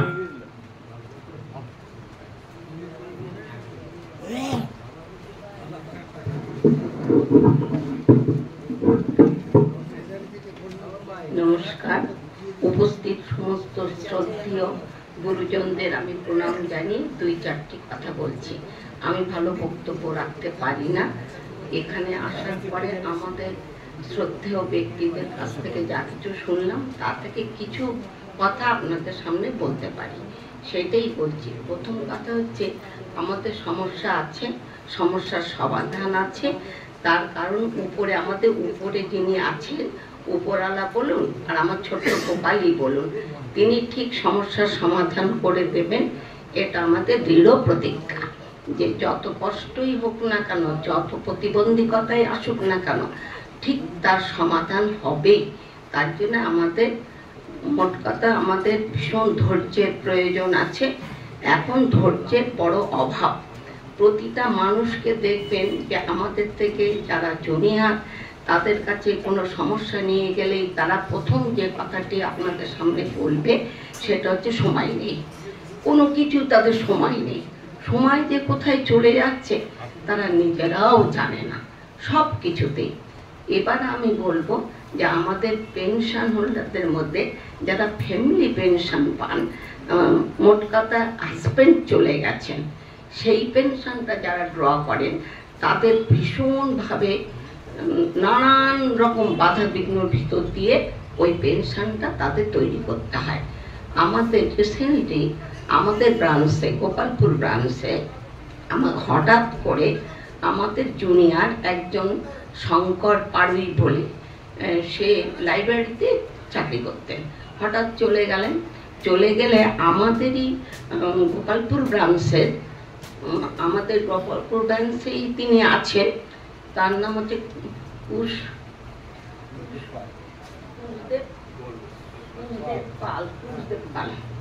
কুশদেব পাল, মানে কুশদা আমাদের। তিনি কোনো দিকে না তাকিয়ে এগিয়ে চলে গেলেন তাদের বাড়ি, যে শঙ্কর পাড়ের স্ত্রীর কাছে গিয়ে যত রকম সমস্যা তিনি তো জানেনই, কারণ তিনি দীর্ঘদিন পেনশন পান।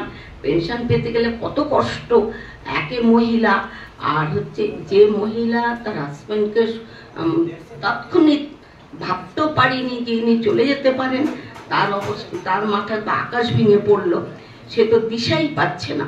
আমাদের কুশদেবদা এগিয়ে গেলেন, গিয়ে সেই ভদ্রমহিলাকে নিয়ে যত রকম বাধা বিঘ্ন সমস্ত কাটে। কাউকে তিনি ডাকলেন না, আমাদের অন্য কাউকে সদস্যকে ডাকলেন, তিনি নিজেই তাকে নিয়ে গিয়ে সমস্ত কাগজপত্র রেডি করে 1 মাসের মধ্যে পেনশনটা পাইয়ে দিলেন। এই থেকে আমাদের কি চিন্তাধারা, সকলের জন্য সকলে আমরা, কিন্তু এই প্রজন্ম কিন্তু তা নয়, সকলের জন্য সকলে আমরা না। মায়ের জন্য পুত্রের কোনো সময় নেই, কন্যার কোনো সময় নেই, কারুরই সময় নেই। এই মতন অবস্থায় আমরা তবে কি করব? একটা জিনিস আমাদের মনে রাখলে ভালো হয়, সেটা হচ্ছে আমাদের তো বয়স হয়েছে, আমরা যদি সদাই সর্বক্ষণ উপরওয়ালা বা ঈশ্বরকে মেনে চলি, এই যে পথ দেখাও পথ দেখাও, তবে দেখবেন কেউ না কেউ এসে আপনার সহযোগিতার হাতটা বাড়িয়ে দেবে এবং আপনার সমস্যাটা সমাধান হবে, একটু দেরি হবে। এটা তবে একটা দিক। আরেকটা দিক বলছি, সেটা হচ্ছে এই চুরি বিদ্যা। চুরি বিদ্যাটা এত পরিমাণ বেড়ে গেছে, কেউ চিন্তাই করতে পারে না যে চুরি বিদ্যাটা কিভাবে হচ্ছে। সেটা হচ্ছে ফোনের মাধ্যমে। এই ফোনের মাধ্যমে যাদের ক্রমান্বয়ে বয়স হয়ে চলেছে 70, 75, 72, 65 এরকম, তারা যেই শুনছে সব চলে গেছে, কিচ্ছু নেই। তখন হঠাৎ করে তাদের স্ট্রোক হতে পারে, হঠাৎ করে যে কোনো ঘটনা ঘটে যেতে পারে। এটার থেকে সতর্ক করে কি হবে বলুন দেখিনি? আমরা সতর্ক করে কোথায় যাব, কি করব? তবুও মানুষ বেঁচে থাকার জন্য সতর্ক হয়। অতএব আমাদের সবাইকে সতর্ক হতে হবে, না হলে তো আমাদের কোনো উপায় নেই। দিনকাল যা পড়েছে তা আমাদের পায়ের তলায় মাটি নেই বললেই চলে। সত্যিই মাটি নেই। শুধু কি মাটি নেই, আমাদের জলও নেই। আমাদের এখন যে অবস্থা, শারীরিক অবস্থা, প্রত্যেকটি মানুষ 50-এর পরেই দেখবেন হাঁটু ব্যথা, কোমর ব্যথা, ঘাড় ব্যথা, কেউ সুস্থ নেই। কোনো একটি ছোট্ট শিশু, সেও সুস্থ না, মা সুস্থ না, বাবা না, ঠাকুমা না, কেউ সুস্থ না, সবাই অসুস্থ। এই মতন অবস্থায় যদি শোনেন ব্যাংকে কিঞ্চিত টাকা ছিল সেটাও নেই, তবে বলুন দেখবেন আমাদের কি অবস্থা। তবে আমরা কার উপরে নির্ভর করব? আমাদের সদাই যদি আমরা ঈশ্বরকে ভীষণভাবে, ঈশ্বর প্রেম মানে ঈশ্বরকে যদি আমরা ডাকতে পারি, তার উপরে যদি আমরা নির্ভর করতে পারি যে তুমি একটা পথ দেখাবে, তবে দেখবেন আমরা যত সমস্যাই হোক না কেন তা থেকে ঠিক আমরা মুক্তি লাভ করব। এবং শুধু তাই না, আমরা ঈশ্বরের কাছে প্রার্থনা করব, আগে যে সামনের দিনগুলো বড় কঠিন দিন, এই দিনগুলো আমরা কিন্তু সমাধান করতে পারবো না, কেউ সমাধান করতে পারবো না। কারণ দিন দিন এমনভাবে দেশটা, এমনভাবে প্রত্যেকটি মানুষের মধ্যে হিংসা এত বেড়ে গেছে, সেই হিংসা দূর করার বড় কষ্ট আছে, ভীষণভাবে কষ্ট আছে। তবু আমরা যারা প্রবীণ আছি তারা যদি তাদের বলি একটু শ্রদ্ধা। এখন দেখছেন কথায় কথায় থ্রেট কালচার, একবারে পিতা মাতার মতন বয়স, তাদের থ্রেট কালচার, সবসময় ধমক দিয়ে কথা বলছে। আমরা তো অবাক হয়ে যাই। মা যখন ছেলেকে বলছে বাবু একটু চল না, পেনশনটা তুলবি, টাকা দেবে তো, তবেই যাবো। মানে টাকার সঙ্গে মায়ের পুত্রের সঙ্গে মায়ের টাকা সম্পর্ক। এই যে একটা ব্যাপার চলেছে, এই ব্যাপারটা কিন্তু আমাদের ছোটবেলায় ছিল না। আমার হাজবেন্ড 2013 সালে চলে যান, তখন আমিও চোখে এরকম সর্ষে ফুল দেখে আকাশ ভেঙে পড়েছিল। তখন আমার ব্রাঞ্চের সঞ্জয় দাস মহাশয়, তিনি একেবারে দেবতার দূত হয়ে আমার কাছে এসেছিলেন, এসে আমার পেনশনটা ঠিক পাইয়ে দিয়েছিলেন। প্রত্যেকটি মানুষ কিন্তু সচেতন থাকে না। একটু আগে আমাদের পিছনে যারা আছেন তারা বলেছেন যে এই কাগজ রেডি করে রাখবেন, এইগুলো করবেন, তবে আপনাদের সুবিধা হবে। কিন্তু মানুষ তো মরতে চায় না, জানেন তো, মৃত্যুর আগেও সে মনে করে আমি বাঁচবো, তাই ওই কাগজপত্র সে রেডি করে না। আর সে যদি হুট করে চলে যায়, একেবারে আকাশ ভেঙে পড়ার মতো। আর তারপরে তো বহিরাগত শত্রু তো আছেই, যে কি করে ওই টাকাগুলো নিয়ে নিতে পারে, এগুলো তো আছে। এই সমাজ ব্যবস্থার ভিতর দিয়ে আমাদের এই যে এই একটা সুন্দর একটা কমিটি বা আমাদের বিপদ মোচনকারী, বিপদ থেকে যিনি আমাদের মোচনকারী, এই হচ্ছে এই যে মঞ্চটা বা এই মঞ্চে যারা প্রতিষ্ঠিত করেছিলেন, বা আজও আমরা যে মঞ্চে দাঁড়িয়ে আগামী দিনগুলোর কথা ভাবছি, এই মঞ্চের উপরে কেউ কখনো কোনো মহিলার হঠাৎ স্বামী চলে গেলে যদি এই মঞ্চে যারা উপস্থিত আছেন, যারা এই বিষয়ে খুব জানেন, তাদের দিকে যদি এগিয়ে যান, আমার মনে হয় যে অনেক বিপদের হাত থেকে তারা বেঁচে যাবেন। তারা যদি এই মঞ্চে দ্বারস্থ না হয়ে নিজেরাই, হ্যাঁ আমরা নিজেরাই আমাদের পেনশন আমরা রেডি করবেন, তবে কিন্তু বিপদ সামনে বিরাট খাদ পড়ে গেলে আর রক্ষা নাই। এই জন্যে আমাদের এই যে সুন্দর একটা সম্মেলন বা সুন্দর সবার সঙ্গে সবার আদান প্রদান, এটা আন্তরিকতা বাড়ায়।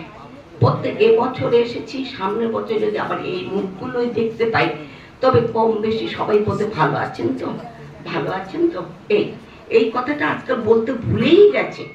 এই প্রজন্ম আপনি ভালো আছেন, কাকাবাবু আপনি ভালো আছেন, দাদা আপনি ভালো আছেন, ঠাম্মা তুমি ভালো আছি, এ কথা বলতেই ভুলে গেছে।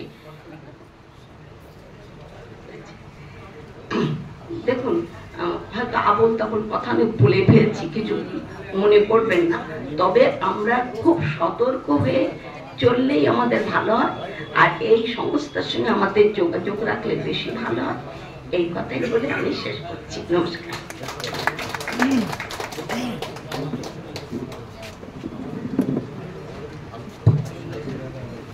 জামাল ভাই, জামালউদ্দিন।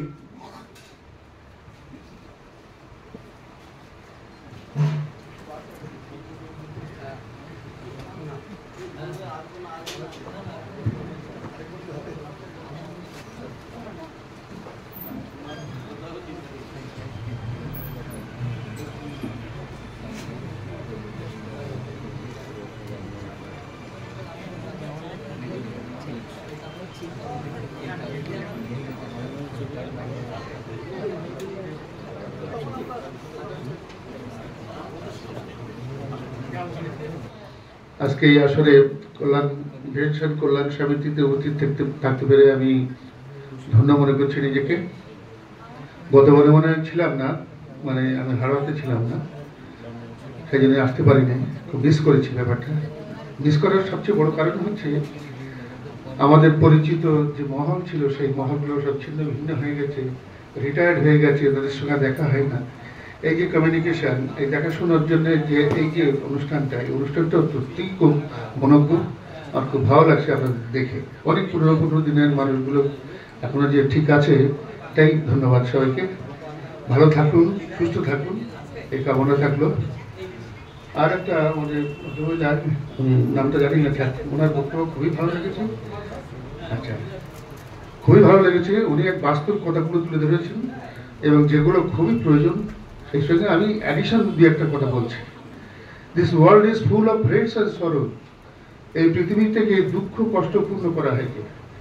এখানে খুব বেশি সুখ, খুব বেশি আরাম আয়েস এই পৃথিবীতে আর হবে না। সেটাই হচ্ছে মনে হয় মানুষের প্রকৃতির সবচেয়ে বড় পাওয়া। কারণ উপরওয়ালার কাছে আমাদের সবাইকে যেতে হবে।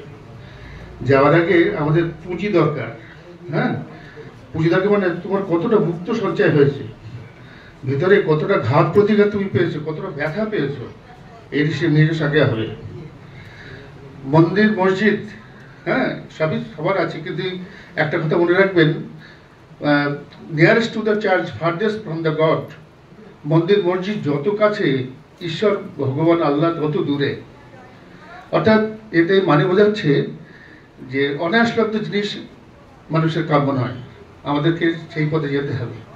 এবং উপরালের কাছে একটা কথা জিজ্ঞেস করতে হবে, how many hearts you have win in your world, কত হৃদয় জয় করে এসেছো। নামাজ কালাম পূজা অর্চনা পরে দেখছি তুমি কত মানুষের হৃদয় জয় করেছো, সেটা আগে বলো। এই হৃদয় জয় করার মানে যে প্রক্রিয়াটা, এই প্রক্রিয়াটা একজন শিক্ষক সবচেয়ে ভালো পারে আমার মনে হয়। কারণ সে ছোট ছোট শিশু বাচ্চাদের সঙ্গে তার দীর্ঘ জীবন কেটেছে, তার মধ্যে বিরাট একটা অভিজ্ঞতা তার সঞ্চয় হয়েছে। যে টিচার সত্যি সত্যি সাকসেসফুল টিচার, একটা সফল শিক্ষক, সে বরেণ্য হয়ে থাকবে যতদিন সেই ছোট ছোট ছেলেমেয়েরা তারা বড় হবে, কিন্তু সেই টিচারকে তারা ভুলবে না। এরকম একটা মানে চরিত্র আমাদের সেখানে রেখে আসা উচিত। আশা করি সবাই তাই রেখেছেন। তাই সেই সমস্ত শিক্ষক নেগলেক্টেড হয় না, তারা অবহেলিত হয় না। একটা ছাত্র পাশ দিয়ে গেলে স্যারকে জিজ্ঞেস করে স্যার কেমন আছেন, অথবা তাকে নমস্কার করে, তাকে ইয়ে করে, কমপ্লিমেন্ট করে। এইটা চাই, বেঁচে থাকতে হবে এইভাবে। ভালোবাসা ঈশ্বর তো পৃথিবী ধ্বংসের একটা নমুনা, একটা আলামত। পৃথিবী ধ্বংস হওয়ার আগে বাপ ছেলেকে চিনবে না, ছেলে বাপকে চিনবে না, ভাই ভাইয়ের সঙ্গে সম্পর্ক থাকবে না, বন্ধু বান্ধবদের সঙ্গে সম্পর্ক থাকবে না, থাকবে বেশি ভাই ভাইয়ের থেকে বন্ধুদের সঙ্গে সম্পর্ক বেশি থাকবে। এটা হচ্ছে আলামত, ধ্বংসের আলামত। যাই হোক, এর মধ্যে দিয়ে আমাদেরকে চলতে হবে। আর পেনশন কল্যাণ সমিতির মানে যে কর্মকর্তারা আছে তাদের কাছে আমার একটা অনুরোধ, আমি মানে এই কথাটা এর আগেও বলেছিলাম, পেনশন হোল্ডার মানে কি, তার শারীরিক মানসিকভাবে সে অক্ষম হয়ে গেছে, চলাফেরা তার পক্ষে সম্ভব নয়। ইবিআইতে পেনশন তুলতে গেলে তাকে সিঁড়ি ভেঙে উঠতে হয়, এবং এটা যে কত কষ্টকর সেটা যারা ভুক্তভোগী তারা জানে। এই ব্যাপারটা প্রক্রিয়াটা সরলীকরণ, কিভাবে এটা সরলীকরণ করা যাবে, আমি ঊর্ধ্বতন কর্তৃপক্ষকে এটাকে ভাবতে অনুরোধ করছি। আর কিছু বলার আছে কি? এই প্রতি থাক। ধন্যবাদ সবাইকে।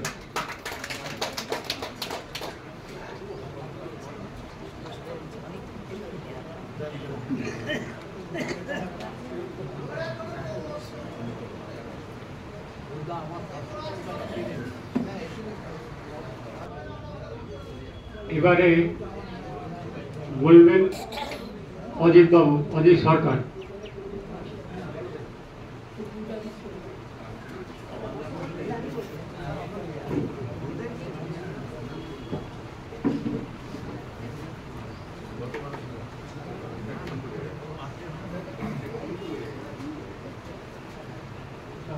বন্ধু সভাপতি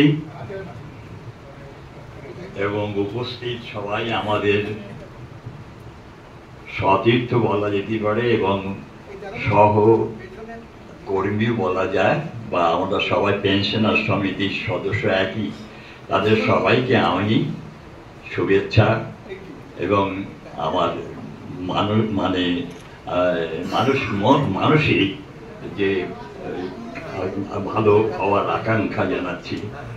প্রথমে আমি আমাদের যে সম্পাদক আছেন গৌশ্রী, তার বয়স 90 পেরিয়ে গেছে। গৌরদা বলে আমি জানি, আমাদের সরকার পাড়ায় বাড়ি খালগলন্ডাতে। তা উনি যে করছেন, এবং ওর সঙ্গে তখন সমীর চ্যাটার্জি ছিল। সমীর চ্যাটার্জি একসাথে আমি পড়েছি, ও সরকারি কর্মচারী ছিল। তা ও মারা গেছে, তার স্মৃতির প্রতি শ্রদ্ধা জানাচ্ছি।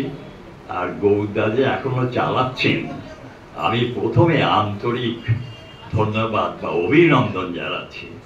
যারা প্রস্তাব দিয়েছেন, একজন তুষারবাবু ভালো, আমি তো বহুদিন ধরে সংগঠন করেছি, সারা জীবন বলা যায় 42 বছর। তা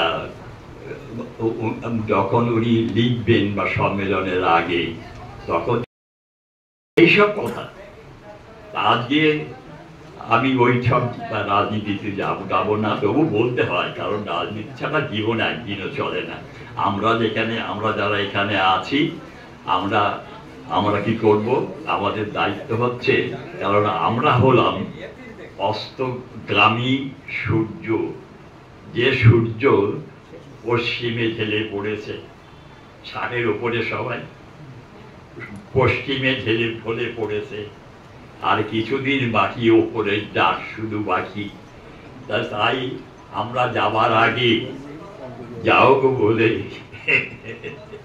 যাবার আগে যাও গো বলে কি বলে যাব? রবীন্দ্রনাথের কথা গান আছে যে আমাদের ছেলেরা যারা এখনো কর্মক্ষম, আমাদের নাতি, আমার নাতনি, আমার নাতি তো ডাক্তার, এক ডাক্তার, এক নাতি ডাক্তার, এক নাতি ইঞ্জিনিয়ার ইলেকট্রিক্যাল, তাই তাদের আমার সে যখন আমি কথা বলি সবার যুক্ত করে দেয়। তা তারা এখন আমাদের ভাইয়ের মতো, নাতি নাতনিরা ভাই বোনের মতো, তাদেরকে আমরা আন্দোলন শেখাবো। কি আন্দোলন? আমি একটা কথা বলি, আব্দুল্লাহ আবু সাইদ ঢাকা ইউনিভার্সিটির সবচেয়ে বড় প্রফেসর একজন ছিলেন, আব্দুল্লাহ আবু সাইদ। উনি বলেছিলেন আমরা তো সবাই মেধাবী, মেধা না থাকলে কেউ শিক্ষক হতে পারেনি, সরকারি কর্মচারী হতে পারেনি, মানুষ ডবল এমএ হতে পারত না মেধা না থাকলে। আর উনি আর একটা কথা বলেছেন যে মেধা অনেক শয়তানের আছে, শয়তান না থাকলে কেউ টাকা চুরি করতে পারে, কোটি কোটি টাকা।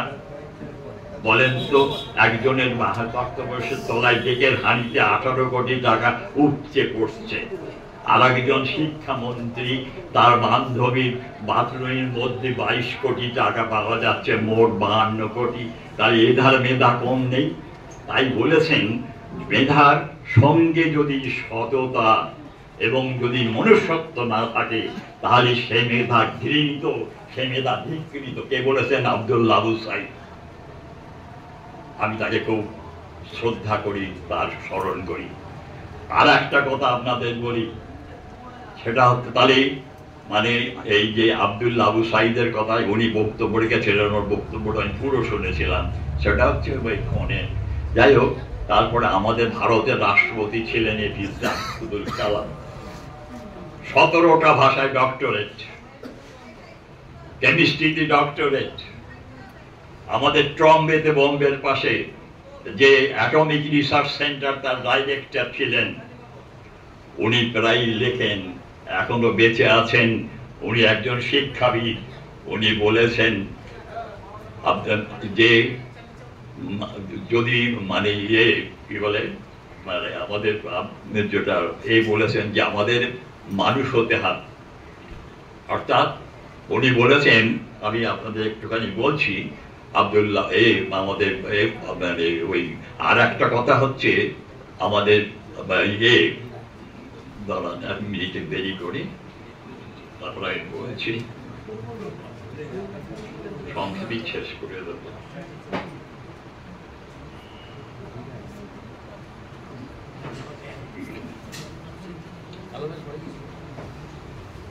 আচ্ছা, আগে এর মাঝখানে কথা বলে নেই, আমাদের এতে আছে যে জাতপাতের কথা একটা আছে, যে বলা হয়েছে যে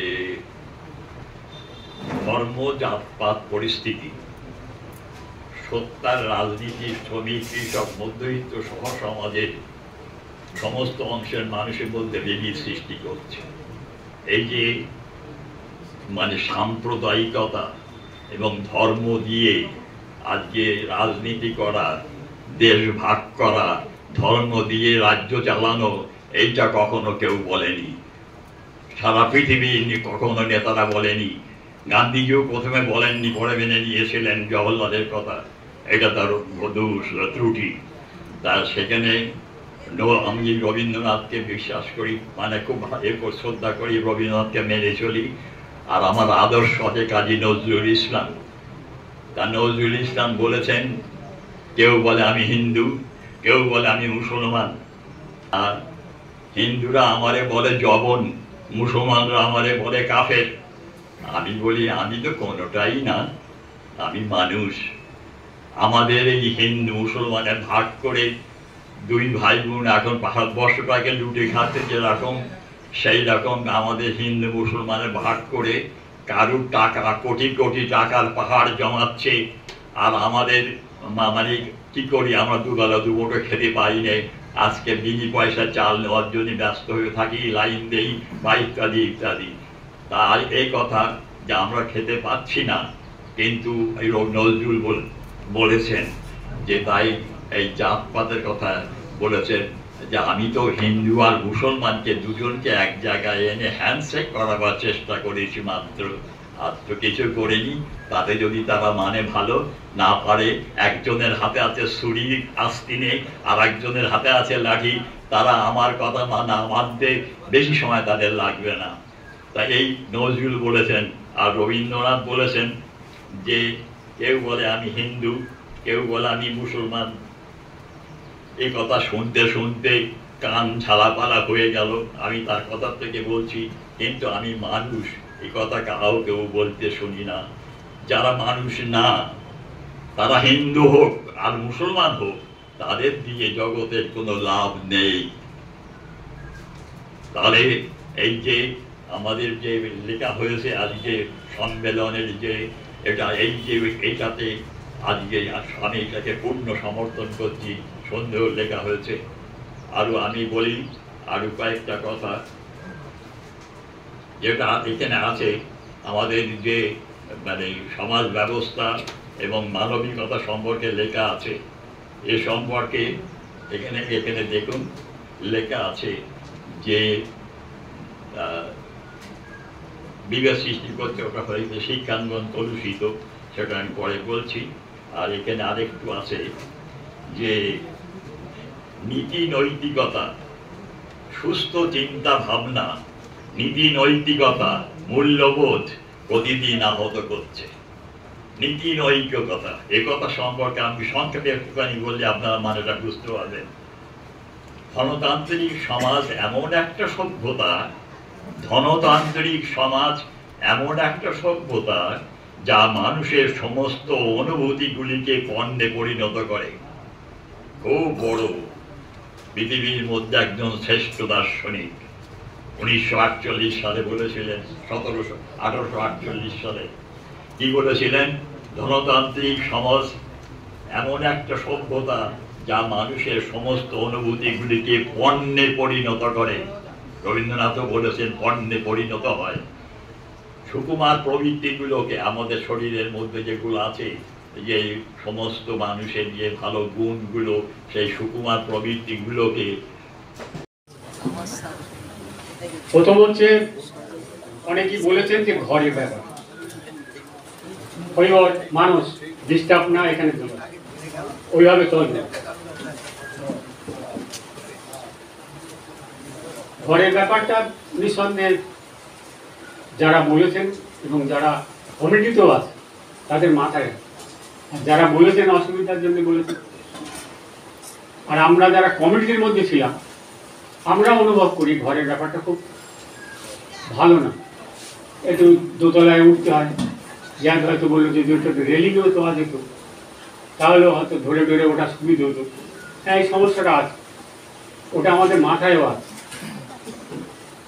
ফলে কমিটির থেকে ঘর টর কোথায় পাওয়া যায়, আমরা বিভিন্ন জায়গায় গিয়েছি,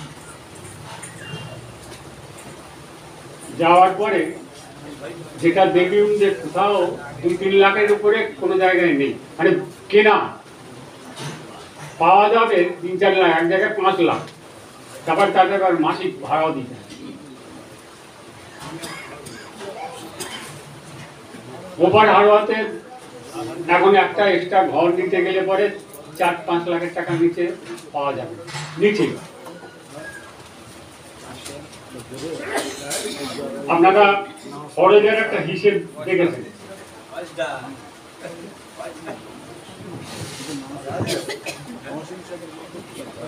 খরচের হিসেবটা দেখা যাচ্ছে এ পর্যন্ত। একটু কথাটা কম বলেন, অজয় একটু ডিস্টার্ব করলে হবে না। খরচ, জমা খরচের একটা হিসেব আমরা দিয়েছি, তাতে দেখেছেন আমাদের হাতে এ পর্যন্ত 1,14,921 টাকা। আমাদের ইচ্ছা, সাধ থাকে অনেক কিছু, সাধ্য নেই। একটা অদ্ভুত ব্যাপার, এটা ছিল 30 টাকা কি 20 টাকা এরকম ছিল, আমাদের এই 120 টাকা ছিল। যখন আমরা চালানো যাচ্ছে না, অসুবিধা হচ্ছে, 150 টাকা করা হয়। এই 150 টাকার জন্য 30 টাকা বর্ধিত করার জন্য আমাদের বেশ কিছু মেম্বার তারা আর আমাদের সঙ্গে যোগাযোগই রাখে। মানে আমরা এত আর্থিকভাবে সংকটে ভুগছি, শিক্ষকরা বা সরকারি কর্মচারীরা, একটা বড় অংশ বলে ওরও আর দরকার নেই, ওখানে যাবো, ও আমরা যেভাবে পারি টারি, এই শুধু 150 টাকা করার জন্য, তাতে একটা ব্যাপক অংশ কমে গেল।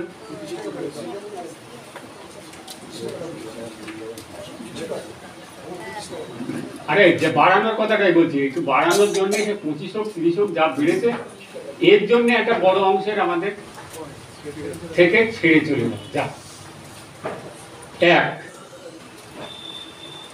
এখন কি বলে না, আমাদের সেই এর ক্ষমতা নেই, স্বাদ অনেক বেশি। আমি আর ওইটা বলছি না, 1,40,000 টাকা দিয়ে পরে আড়ার পোপারের নিচে কোনো ঘর পাওয়ার অসুবিধা।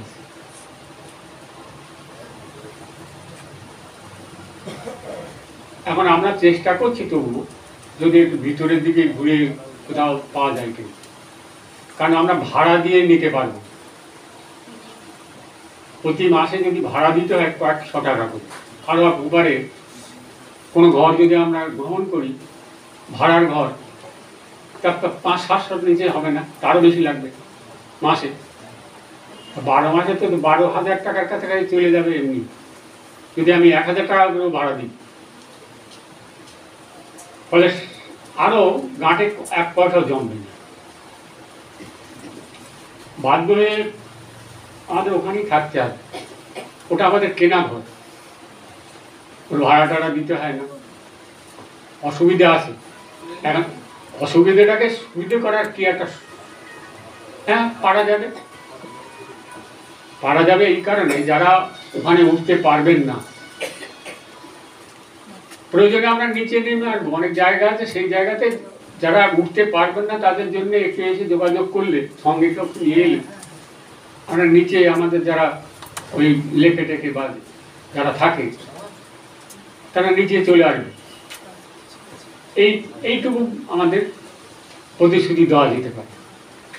কারণ অনেকে এসে মনে করে যে উঠতে পারবো না বলে, অনেকে অনেক জায়গায় দেখা গেছে যে উঠতে পারবে না, এই অসুবিধার জন্য অনেকে মেম্বার হয়।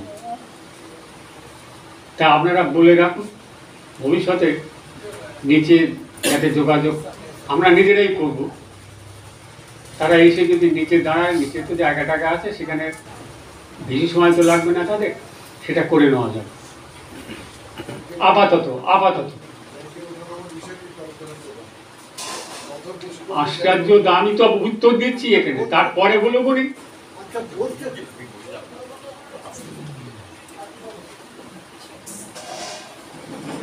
আমার একটা প্রশ্ন ছিল যে ব্যাংকের ব্যাপারে, ওঠা নামা অসুবিধে একই জিনিস। ব্যাংকে পেনশন তুলতে যেতে গেলে পরে অসুবিধা আছে। সুবিধা তো দুটো, একটা হচ্ছে আমি না গিয়ে চেক ব্যবহার করতে পারি, অন্য কেউ এসে আমার নিতে পারে। আর তাতেও অসুবিধে, যার দিয়ে তোলাবো সে নাতি হোক আর ছেলে হোক, দেখা যাচ্ছে যে সে টাকা হস্তগত করছে, বাপের আর দেয়, সেখানেও অসুবিধে। ফলে একটা সুবিধা আছে, হ্যাঁ এটা করা যেতে পারে, বাড়িতে যাবে ব্যাংক থেকে যারা আনেবেল, যেতে পারবে না, আগামী দিনে যে কমিটি হবে নিশ্চয়ই সে দায়িত্ব তারা গ্রহণ করবে। ব্যাংক তার বাড়িতে যাবে, সেটা ব্যাংকের একটা মানে কর্মসূচি আছে, ওটা দরখাস্ত করলে ওরা বাড়ি থেকে টাকা পেমেন্ট দেওয়া, সেটা যোগাযোগ করা যাবে ব্যাংকের সঙ্গে কথা বলে। কারণ আমি এমনি গল্পের কথা বলছি না, ব্যাংক পারবে, কারণ ব্যাংকের এই নিয়ম নীতি আছে। আমার নিজের জন্য একজন বলেছিল, মানে আমার জামাই, আমি বললো আপনার যেতে হবে না, আমি এখান থেকে করে দিচ্ছি, ওই কোন ব্যাংকে বলেন, আপনি গিয়ে শুধু একটু দরখাস্ত করে আসেন, তারপর ব্যবস্থা দিয়ে আসেন।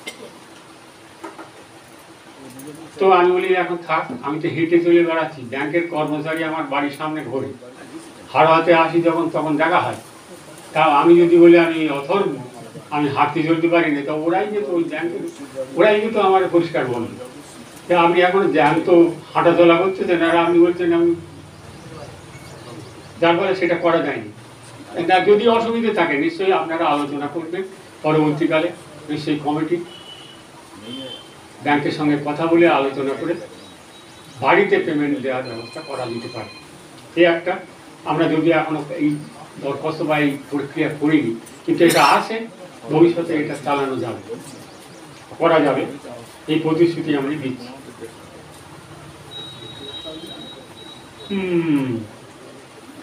জিয়াদ ভাই কথাটা বলেছেন, এই জিয়াদ ভাই বলছি উৎপল বাবু, অফিস ঘরটা সাজানো গোজানো হই, তা জিয়াদ ভাই বা সেখানে সবাই চায়, কে না চায়, যেখানে আমি বসছি সাজানো গোজানো অফিসটা সবাই চায়। জিয়াদ ভাই বলেছেন ছবি টবি দিলে একটু ভালো হয়। আমাদের যে ঘরগুলো আছে তার বাইরে, ঘরের ভিতরে দেওয়ার মতো ঘর নেই, ছোট ঘর, বাইরের এই গলি মতো জায়গাতে আমরা বসি, ওই দেয়ালে ছবি টবি দিলে ওটা আনপ্রোটেক্টেড, কোথায় নিয়ে যাবে, কোথায় ভেঙে দেবে, তার আগে এর আগেও ওখানে হয়েছিল, আনপ্রোটেক্টেড, ওসব জায়গায় সাজানো গোছানো যায় না।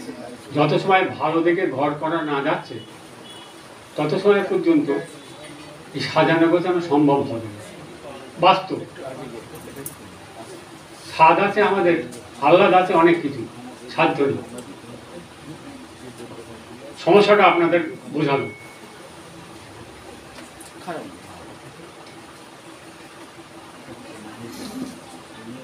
শ্রীধর বাবু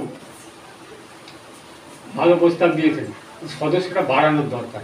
আমি তো বললাম এই কারণে কমে যাচ্ছে, আরো এবারে একটা কিছু সমস্যা কমেছে যে ওই পারে কোন ব্যাংক থেকে, ওখান থেকে পেনশনটা পাচ্ছে না, ফলে এইখান থেকে কেটে গিয়ে নদীর ওই পারে কাছাকাছি কোনো ব্যাংক থেকে একটা অংশ, ভালো অংশ, আমি ব্যাংকটা এখন বলতে পারছি না, শুনেছি ইন্ডিয়ান ব্যাংকে তারা নদীর ওই পার থেকে তুলছে, তাহলে আমাদের সঙ্গে আর তাদের যোগাযোগ থাকছে না। শুধু পেনশনটা তোলার জন্য পরে যদি এই সমিতি হয় তাহলে তার কোনো এর বেশি দিন কেন, এটা বাস্তব। আর পেনশন চালু করার জন্য যদি এটা, হ্যাঁ এটা একটা মূল কাজ আমাদের এখন, এটা মূল কাজ। শুধু তো এটা না, আরো নানা রকম সমস্যাগুলো থাকে। আমরা সিদ্ধান্ত নিয়েছিলাম কমিটিতে যে প্রতিটা অঞ্চলে একটা করে আলাদা ছোট করে টিম থাকবে, পেনশনারদের সুবিধা অসুবিধে কেমন আছে, যদি বছরে দুবার তিনবারের মধ্যেও আমরা যেতে পারি প্রতিটা পেনশনারের বাড়িতে আঞ্চলিক কমিটি গঠন করে, তাহলে তারাও ভাবে যে এরা আমাদের জন্য আসে। কোনো দরকার নেই তার, এই যে বাইরে থেকে পেনশন সমিতি থেকে তাদের কাছে যাচ্ছে, তারা নিজেরাও একটু সাহস পায়, নিজেরাও ভালো থাকে, মন খুলে অনেক কথা বলতে পারে। সবসময় যে পেনশনের গল্প হবে তা তো না, পারিবারিক গল্প থাকে, পারিবারিক সমস্যাও থাকে। যেমন জিয়াদ ভাই তুলে দিলেন গৌদার জল করার জমি টাকা পাচ্ছে, হ্যাঁ এগুলো তো আমাদের দেখা উচিত। শুধু পেনশনের জন্য তো এই কমিটি না, পেনশনারদের সুবিধা অসুবিধে, নানা রকম সুবিধা অসুবিধা থাকতে পারে। আমরা যদি কেউ মনে করি এখানে শুধু আমরা এই পেনশনারদের সারা বছরে একবার করে আসবে, লাইফ সার্টিফিকেট জমা দেবে, দিস ইজ মাস, এই আমাদের শেষ না, এটা থাকলে পরে এই বিস্তৃতি বাড়বে না। ফলে সিদ্ধান্ত হয়েছিল কমিটিতে আঞ্চলিক কমিটি গঠন করে সেই অঞ্চল কমিটিগুলো সেখান থেকে বিভিন্ন পেনশনারদের বাড়িতে মাঝে সাঝে যাবে দল বেঁধে, কিন্তু বাস্তবে করে ওঠা যায়। একটা আঞ্চলিক কমিটি শুধুমাত্র গোপালপুর 1-2 মিলে একটা আঞ্চলিক কমিটি হয়েছে, যেটা যারা মোটামুটি ভালোই যতটুকু পারা সম্ভব তারা করছে। আর না তো হাড়োয়া, খাসবালাঙ্গা বা আমাদের আজ যেটা অঞ্চলগুলো আছে শালিপুর, বগজুড়ি ইত্যাদি ইত্যাদি, সেসব জায়গায় কমিটি গঠন করা সম্ভব হয়। ওই মেম্বাররাই যতটুকু পাচ্ছে যাচ্ছে। তা ভবিষ্যতে যাতে এই কমিটি গঠন করা যায়, যেখানে যেখানে হয়নি, আমাদের এই ত্রুটিগুলো, আমাদের এই সমস্যাগুলো যাতে আমরা সমাধান করতে পারি এবং সমস্ত পেনশনারদের কাছে যাতে যেতে পারি বছরে 2-3 বার করে যোগাযোগ করে, এই ব্যবস্থাটাও আমাদের ওই কমিটিগতভাবে সিদ্ধান্ত হয়েছিল, যদি এর মধ্যে নেই। আমরা যে ওই প্রতিবেদন দিয়েছি এর মধ্যে সেটা দেওয়া হয়নি। আগামী দিনে নিশ্চয়ই চেষ্টা করা হবে। আমার এই প্রস্তাব বা আমাদের কমিটির প্রস্তাবও ছিল, কিন্তু পেরে ওঠা যায়। এই ফাঁকগুলো পূরণ করার জন্য আগামী দিনে কমিটি নিশ্চয়ই চেষ্টা করবে।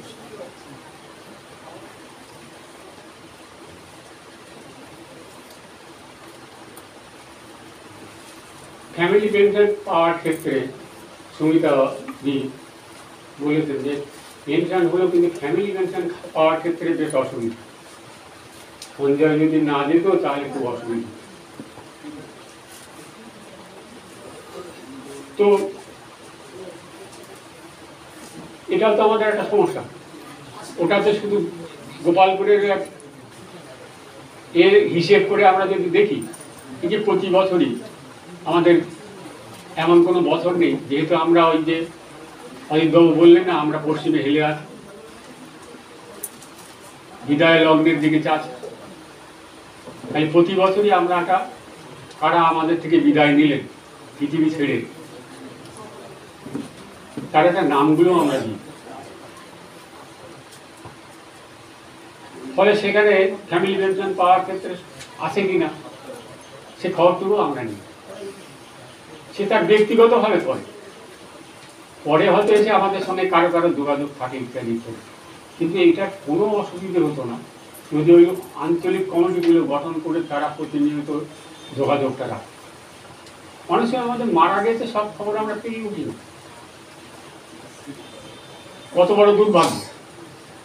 একটা সমিতি করেছি, যে সমিতির থেকে একজন মারা গেছে আমাদের সদস্য, আমাদের কমিটির লোক কেউ যেতে পারলাম না। এর থেকে দুর্ভাগ্যজনক কিছু আছে? এগুলো ফাঁক, শুধু পেনশনের ব্যাপারটা না, এই ফাঁকগুলো যাতে আগামী দিনে পূরণ হয়, নিশ্চয়ই আগামী কমিটি তার দেখবে। আমি আর বেশি সময় নেব না। ব্যাংকের এখানে একজন যেটা জিয়াদ ভাই না কে বলেছিল যে ব্যাংকের লোকদের যদি এখানে নিমন্ত্রণ করা হতো তো তাহলে একটু সুবিধা হতো। জিয়াদ ভাই বলেছিল, হ্যাঁ সুবিধা হতো। আমরা প্রথম দিকে অনেকবার করেছি, ব্যাংকে থেকে আজকে কি বার? রবিবার। আমাদের সম্মেলন হয় রবিবারে, ব্যাংক থাকে। ফলে ভাবনা চিন্তা করে যদি রবিবার বাদ দিয়ে অন্য কোনো দিন করা যায় কিনা আমরা ভাবতে হবে, যাতে ব্যাংকে যদি উপস্থিত থাকে তাহলে ওরা আমাদের অনেকটা আমাদের এই অবস্থাটা দেখে। কিসের ভিত্তিতে? এখানে দুটো ব্যাংক, তিনটে ব্যাংক আছে। একটা এলাহাবাদ ব্যাংক, যেটা ওটা এখন ইন্ডিয়ান ব্যাংক হয়েছে, আর এটা পাঞ্জাব ব্যাংক হয়েছে। পাঞ্জাব ব্যাংকে সার্টিফিকেট জমা দিতে গেলে পরে, লাইফ সার্টিফিকেট জমা দিতে গেলে পরে যেতে হয় আমাদের সমিতির কাছে, এসে জমা দিয়ে যায়, হয়ে যায়। কারণ ওই ব্যাংকটা বোঝে যে এই সমিতিটা বেঠিক কিছু নেই। তারা বুঝছে দীর্ঘদিন ধরে কোনোদিন কাউকে ব্যাংকে যেতে হয়নি, হয় ওখানে এলাহাবাদ ব্যাংকে, এখন ইন্ডিয়ান ব্যাংকে। আমরা গিয়েছিলাম কমিটির থেকে, আমরা বারবার গিয়েছিলাম যে আপনারা এই এখানে আসার কি দরকারটা ছিল, ফর্মটা দেবেন, আমরা পূরণ করে আমরা সমিতি থেকে পূরণ করে দেবো। বললেন না, ও আমাদের দেখতে হবে, না হলে আমরা ওখানে নিয়ম তো উনি বেঁচে আছেন কিনা আমাদের দেখা দরকার, আপনাদের উপর ভিত্তি করে আমি দেবো কেন। আমি তাও বলল যে ধরুন আমরা এখানে চেকে আনি দেবো, টাকা তুলছি চেকে, আমি না তুললে অন্যজন তো আমার এগেনস্টে টাকাটা নিয়ে যাচ্ছে, তখন তো আমার আসতে হয় না, আমার সিগনেচার দেখি তো সে বোঝে। সে 2000, 4000, 1 লাখ, 2 লাখ যে টাকাই তুলুক না কেন, আমার সিগনেচার দেখে তো আপনারা টাকা দিচ্ছেন। কই আমাকে তো আসতে বলেন। তাহলে সিগনেচার মিলিয়ে নেন, উনি তাতেও রাজি নেই। যতটুকু পারলাম ফর্মগুলো কিন্তু দিল, পূরণ করে দিলাম, আবার ওখানে জমা দেওয়ার জন্য বলা। তা এগুলো সমস্যাগুলো থাকবে, কিছু সমস্যা থাকবে। সমস্যাটা শুধু লাইফ থাকতে পারে না, সমস্যাটা ব্যক্তিগতভাবে সবার সঙ্গে আমাদের সম্পর্কটা যদি আমরা গড়ে তুলতে না পারি, তাহলে এই সমিতি শুধু লাইফ সার্টিফিকেট জমা দেওয়ার জন্য যদি হয়, তাহলে এর অস্তিত্ব খুব বেশি দিন থাকবে বলে আমার মনে হয়। ফলে আমাদের নতুন করে ভাবনা চিন্তা করে এটাকে নতুন করে আঞ্চলিক কমিটিগুলো গঠন করে প্রতিদিন, প্রতি মাস না অন্তত 2-3-4 মাস অন্তর অন্তর প্রত্যেকটা পেনশনের বাড়িতে যাওয়া, তাহলে সে মনে করতে পারে। ব্যক্তিগত সমস্যাগুলোকে দেখা যতটুকু পারা যায়। আমি তার বিবাদের মধ্যে জড়িয়ে বসতে বলছি, তার সমস্যাগুলো যতটা আমাদের করার ক্ষমতা সেগুলি যদি আমরা পারি, তাহলে আমাদের এই সমিতির প্রতি তাদের আস্থাটা অনেক বাড়বে, অনেক বাড়বে। ফলে আগামী দিনে যে কমিটি আসবে, সেই কমিটি নিঃসন্দেহে এই প্রস্তাব যেটা আগে গ্রহণ করা হয়েছিল সেটা যাতে আরও কার্যকরী হয়, তার জন্য নিশ্চয়ই অ্যাক্টিভলি এটা করবে এই আশা করি। এবারে নতুন কমিটি আমাদের গঠন হয়।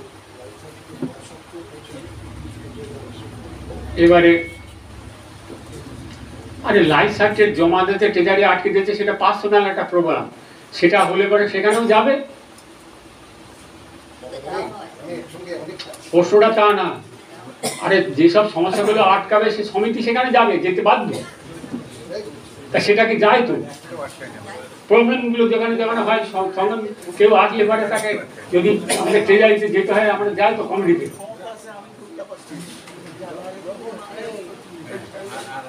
যা হোক, এই সমিতি আমাদের উদ্ধারকারী না।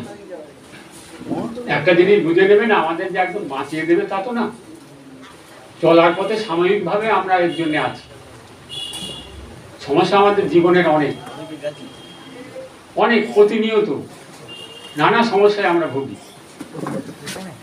সেই সমস্যাগুলো কতটুকু আমরা সাহায্য করতে পারি নিশ্চয়ই তা দেখার জন্যে আগামী দিনে কমিটি আরো উৎসাহিত হবে, এই আশা রাখি। এবারে নতুন কমিটি, কারণ খাওয়ার টাইম হয়ে আসছে, আর বেশি দেরি করা ঠিক হবে। তো নতুন কমিটি যাতে গঠন হয়, তার জন্যে আমি হরিবারকে কি বলেন, আমি একটা জিনিস একটু জানতে চাইছি। কমিটির যারা সদস্য তাদের কাছ থেকে জানতে চাইছি যে রেজিস্টার্ড সমিতি আর আনরেজিস্টার্ড সমিতির সুবিধা অসুবিধা কি আছে। আমাদের সমিতিতে যখন রেজিস্টার্ড, তখন ব্যাংক বলবে আর আমরা শুনে চলে আসবো, আমাদের কি কিচ্ছু করার থাকবে না। আনরেজিস্টার্ড তারা বলতে পারে যে আপনারা একটা আনরেজিস্টার্ড কমিটি, আপনার কথা শুনবো না। কিন্তু আমরা রেজিস্টার্ড কমিটি, যেখানে একবার রেজিস্ট্রি করা হয়েছে এবং টাকা পয়সা আসে না, বছর দিতে হয়, আমাদের কি সুযোগ সুবিধা কি আছে? তাহলে আমাদের ওখানে গিয়ে ওরা যেটা বলে সেটি আমাদের মেনে নিতে হবে? এটা হ্যাঁ দিচ্ছি আপনি, এইগুলো কিন্তু একটু ভাববার দরকার। আমি জানি না, আমি নিয়ম কানুন সব বলতে পারবো না।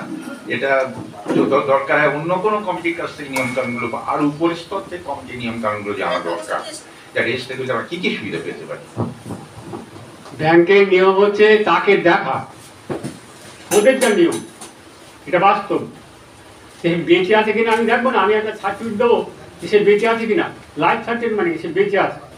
তাহলে ব্যাংকের সেই কর্মচারীর কাছে বা অফিসারের কাছে তাকে নিয়ম যেতে হয়, যে দেখাতে হয় আমি বেঁচে আছি, নাহলে সে নাও দিতে পারে। এ তো আমাদের কি বলে বিশ্বাসে করে পাঞ্জাব ন্যাশনাল ব্যাংক দেয়। আরে রেজিস্টার কমিটি হোক, প্রশ্নটা হচ্ছে এটা শোনেন, প্রশ্নটা আমি কমিটি টাকা তুলছে না, এটা বিতর্কের মধ্যে যাচ্ছে না, কমিটি এখানে টাকা তুলতে যাচ্ছে, টাকা তুলতে যাচ্ছে একজন ব্যক্তি, সুতরাং ব্যক্তির লাইফ বেঁচে আছে কিনা আছে ব্যাংকে দেখার দায়িত্ব নাই, সেই কারণে তো আমি বলছি এটা ব্যক্তির ব্যাপার। তাহলে আপনি কি আপনারা দায়িত্ব দিচ্ছে, পরের দিন আপনারা আমি নিয়ে যাবো, আপনারা আমি নিয়ে যাবো, না না বিতর্কের কোনো ব্যাপার না, বিতর্কের কোনো ব্যাপার না। আমি রেজিস্টার সমিতি হলে কি উদ্ধার হয়ে গেল টাকা? আমি রেজিস্টার সমিতি চুরি করতে যে আপনি যখন বলছেন যে লাখ লাখ টাকা চুরি করে নিয়ে যাচ্ছে এও বলে, তা একজন অফিসার সে না দেখে সই করতে হবে যে তুমি বেঁচে আছো? আমার কথা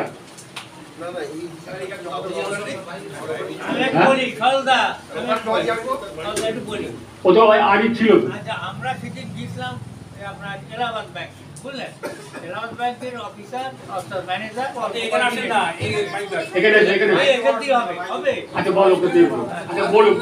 এলাহাবাদ ব্যাংকের ম্যানেজার বললো যে আমি একটা মানুষকে বেঁচে আছে কি জীবিত আছে কি মারা গেছে সেটা না জেনে আমি সই করতে পারবো না। আমি অল্প দিন আমার চাকরি হয়েছে, হ্যাঁ যে কোনো মুহূর্তে আমার চাকরি চলে যেতে পারে, এটা কি আপনারা চান?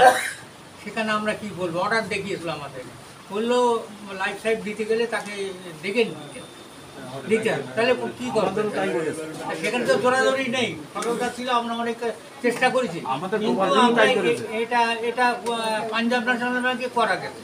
ম্যানেজার বয়স্ক মানুষ, তিনি মেনে নিয়েছেন কথাটা, মেনে নিয়ে তারপর বললেন ঠিক আছে আপনার ফর্ম নিয়ে যান, লিমিটেড ফর্ম, বেশি নেবেন না, কারণ আমাদের গোনা ফর্মই আসে, লিমিটেড ফর্ম নিয়ে আমরা রেডি করে রেজিস্টার করে তালিকা তৈরি করে আমাদের কাছে দিয়ে দেন, আমরা মেনে নিয়েছি। কিন্তু সে ম্যান টু ম্যান ভ্যারি করতেই পারে, সে একটা অল্প বয়স্ক ছেলে, চাকরিতে রেজিস্ট্রেট হবে, সে নিতেই না নিতে পারে। আমাদের গোয়ালপুরে আগে মানতো, আমরা এইটাই এখন বলতে হয়তো ঠিকই, এবার গতবারও তাই ম্যানেজারের উপর নির্ভর করে।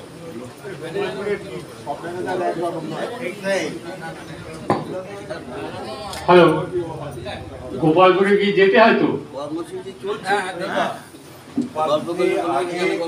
আকারে আনা হতো, বাইরে আমাদের ফর্ম তুলতে হয়, আমরা ফর্মগুলো ফিল আপ করে দিয়ে তাদেরকে ইন্ডিভিজুয়াল দিতে হচ্ছে। ব্যাংক ম্যানেজার বললো আমি আপনাদের প্রতি সহানুভূতিশীল, কিন্তু আপনাদের স্বার্থে আপনাদের সুবিধে করার জন্যে আমার চাকরিটা যাবে, এটা এই রিক্সে আমি যাবো, একই কথা। তার মানে যেতে হচ্ছে বলো, আর না দেখে আমি লাইফ সার্টিফিকেট দিতে পারি না, বলো সে জীবিত কি মৃত, এটাই তো প্রশ্ন, তা সেই প্রশ্নটাই আমাকে দেখতে হবে। ঠিক আছে, আর না জিয়াদ ভাই যেটা বললেন, আমরা একটা রেজিস্টার সমিতি কেন আমাদের কথা নেবে না? সমিতি তো পেনশন তুলে যাচ্ছে না, যাচ্ছে একজন ব্যক্তি, সমিতি ভাবে তো আমরা সই করে দিচ্ছি না। যে ফর্মগুলো লাইফ সার্টিফিকেট যেটা জমা যায়, সেখানে আমাদের সমিতি থেকে তো কারো সই থাকে না, ব্যক্তি সই করে দেয় লাইফ সার্টিফিকেট। আমাদের ব্যক্তিগত আমরাই সই করি, সেটাই তো আমরা যখন সই করি চেকে টাকা উঠে, ওই সই দেখি তো বুঝতে পারি বেঁচে আছি কিনা। আর সেটা তো আমি বললাম তো, ওখানে ওই আগে ছিল, আমিও ছিলাম, আমি তো বললাম তো যে আমরা সই করে দিচ্ছি থেকে। যদি কেউ নকল সই করে, সইটা বিতর্কের মধ্যে গিয়ে লাভ নেই। নকল সই করে, আমি জীবনে এরকম অনেক ঘটনা দেখেছি, নকল সই কালি হচ্ছে সই দেবে, সই মিলিয়ে গেলে সই দেবে, ওটা হয় না। আচ্ছা ঠিক আছে, যাক, এটা আছে বিতর্কের মধ্যে আমরা যাচ্ছি না, এটা সমস্যা, চেষ্টা করা হবে যতটা পারা যায়। আর এটাই তো আমি তো আগেও বলেছি যে সমস্যাটা কিন্তু আমাদের সাধনদা স্টপ করে, সাধনদা একটু স্টপ করে। বিতর্কের মধ্যে আমরা আর এখানে যেতে চাইছি না, সমস্যা আমাদের এইসব আছে, চেষ্টা করা হচ্ছে যতটা করা যাচ্ছে ততটা করা যাচ্ছে, সবটা যে পেরে ওঠা যাবে তাও না। এবং পরবর্তী কমিটি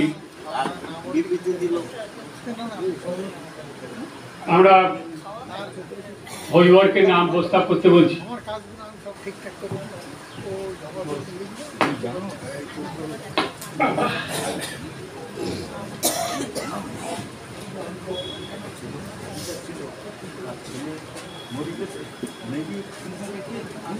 আগামী যে কমিটি তৈরি হবে সেই কমিটিতে আমি প্রস্তাব রাখছি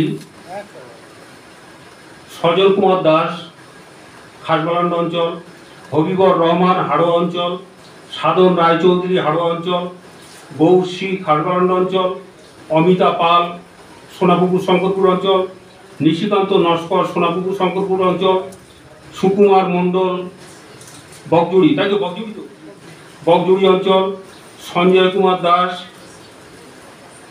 গোপালপুর 1, অরুণ কুমার সাহা, গোপালপুর 1, পঙ্কজ নয়ন মুখার্জি, গোপালপুর 1, আয়ুব আলী, খাসবালান্ড অঞ্চল, আজিজুল ইসলাম, শালিপুর অঞ্চল, সুশীল কুমার সরকার, খাসবালান্ড অঞ্চল, দিলীপ সেন, হাড়োয়া অঞ্চল, আস্তাব আলী, খাসবালান্ড অঞ্চল, মোহাম্মদ আহাদ বক্স মোল্লা, খাসবালান্ড অঞ্চল, উৎপল রায়, খাসবালান্ড অঞ্চল, তরিকুল ইসলাম, হাড়োয়া অঞ্চল, আলপনা চ্যাটার্জি, হাড়োয়া অঞ্চল, মোহাম্মদ জামাল উদ্দিন, হাড়োয়া অঞ্চল, সুমিতা সিনহা, গোপালপুর 1 নম্বর অঞ্চল, মানস মান্না, খাসবালান্ড অঞ্চল। এই 22 জনের কমিটির নাম আমি প্রস্তাব রাখছি।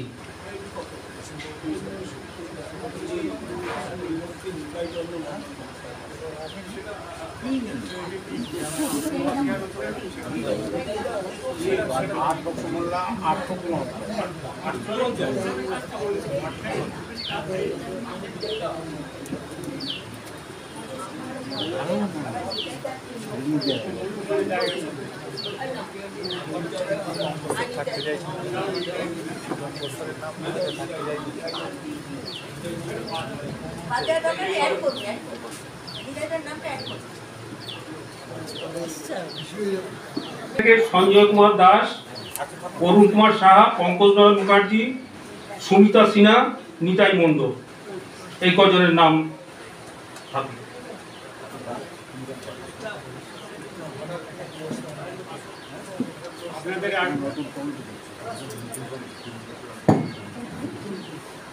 এই যে কমিটি রাখা হলো, আপনাদের সমর্থনের জন্য আমি হাত তুলে সমর্থন করার জন্য অনুরোধ করছি।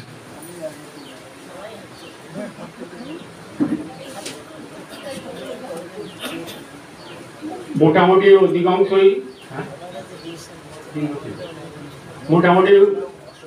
অধিকাংশই এটাকে মেনে নিয়েছেন। 2-1 জনের জন্য একটু আপত্তি থাকলেও এটাকে মেনে নেবেন এই আশা করি। এই কমিটি আজকের এই সম্মেলনে আপনাদের সম্বন্ধে ক্রমেই ধরে নিচ্ছি গৃহীত হল।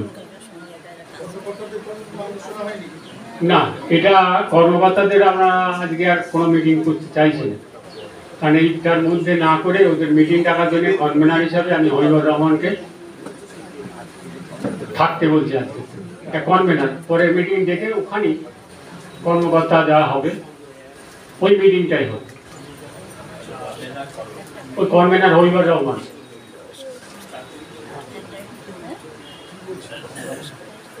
তাহলে মোটামুটি আমাদের এই সম্মেলনের পর্ব শেষ হলো। আপনারা এবারে খাওয়া দাওয়ার জন্য রেডি হন। আমার জায়গাটা একটু খালি করে দেওয়ার জন্য বলছি। ওই এবারে অ্যারেঞ্জ করতে পারবেন।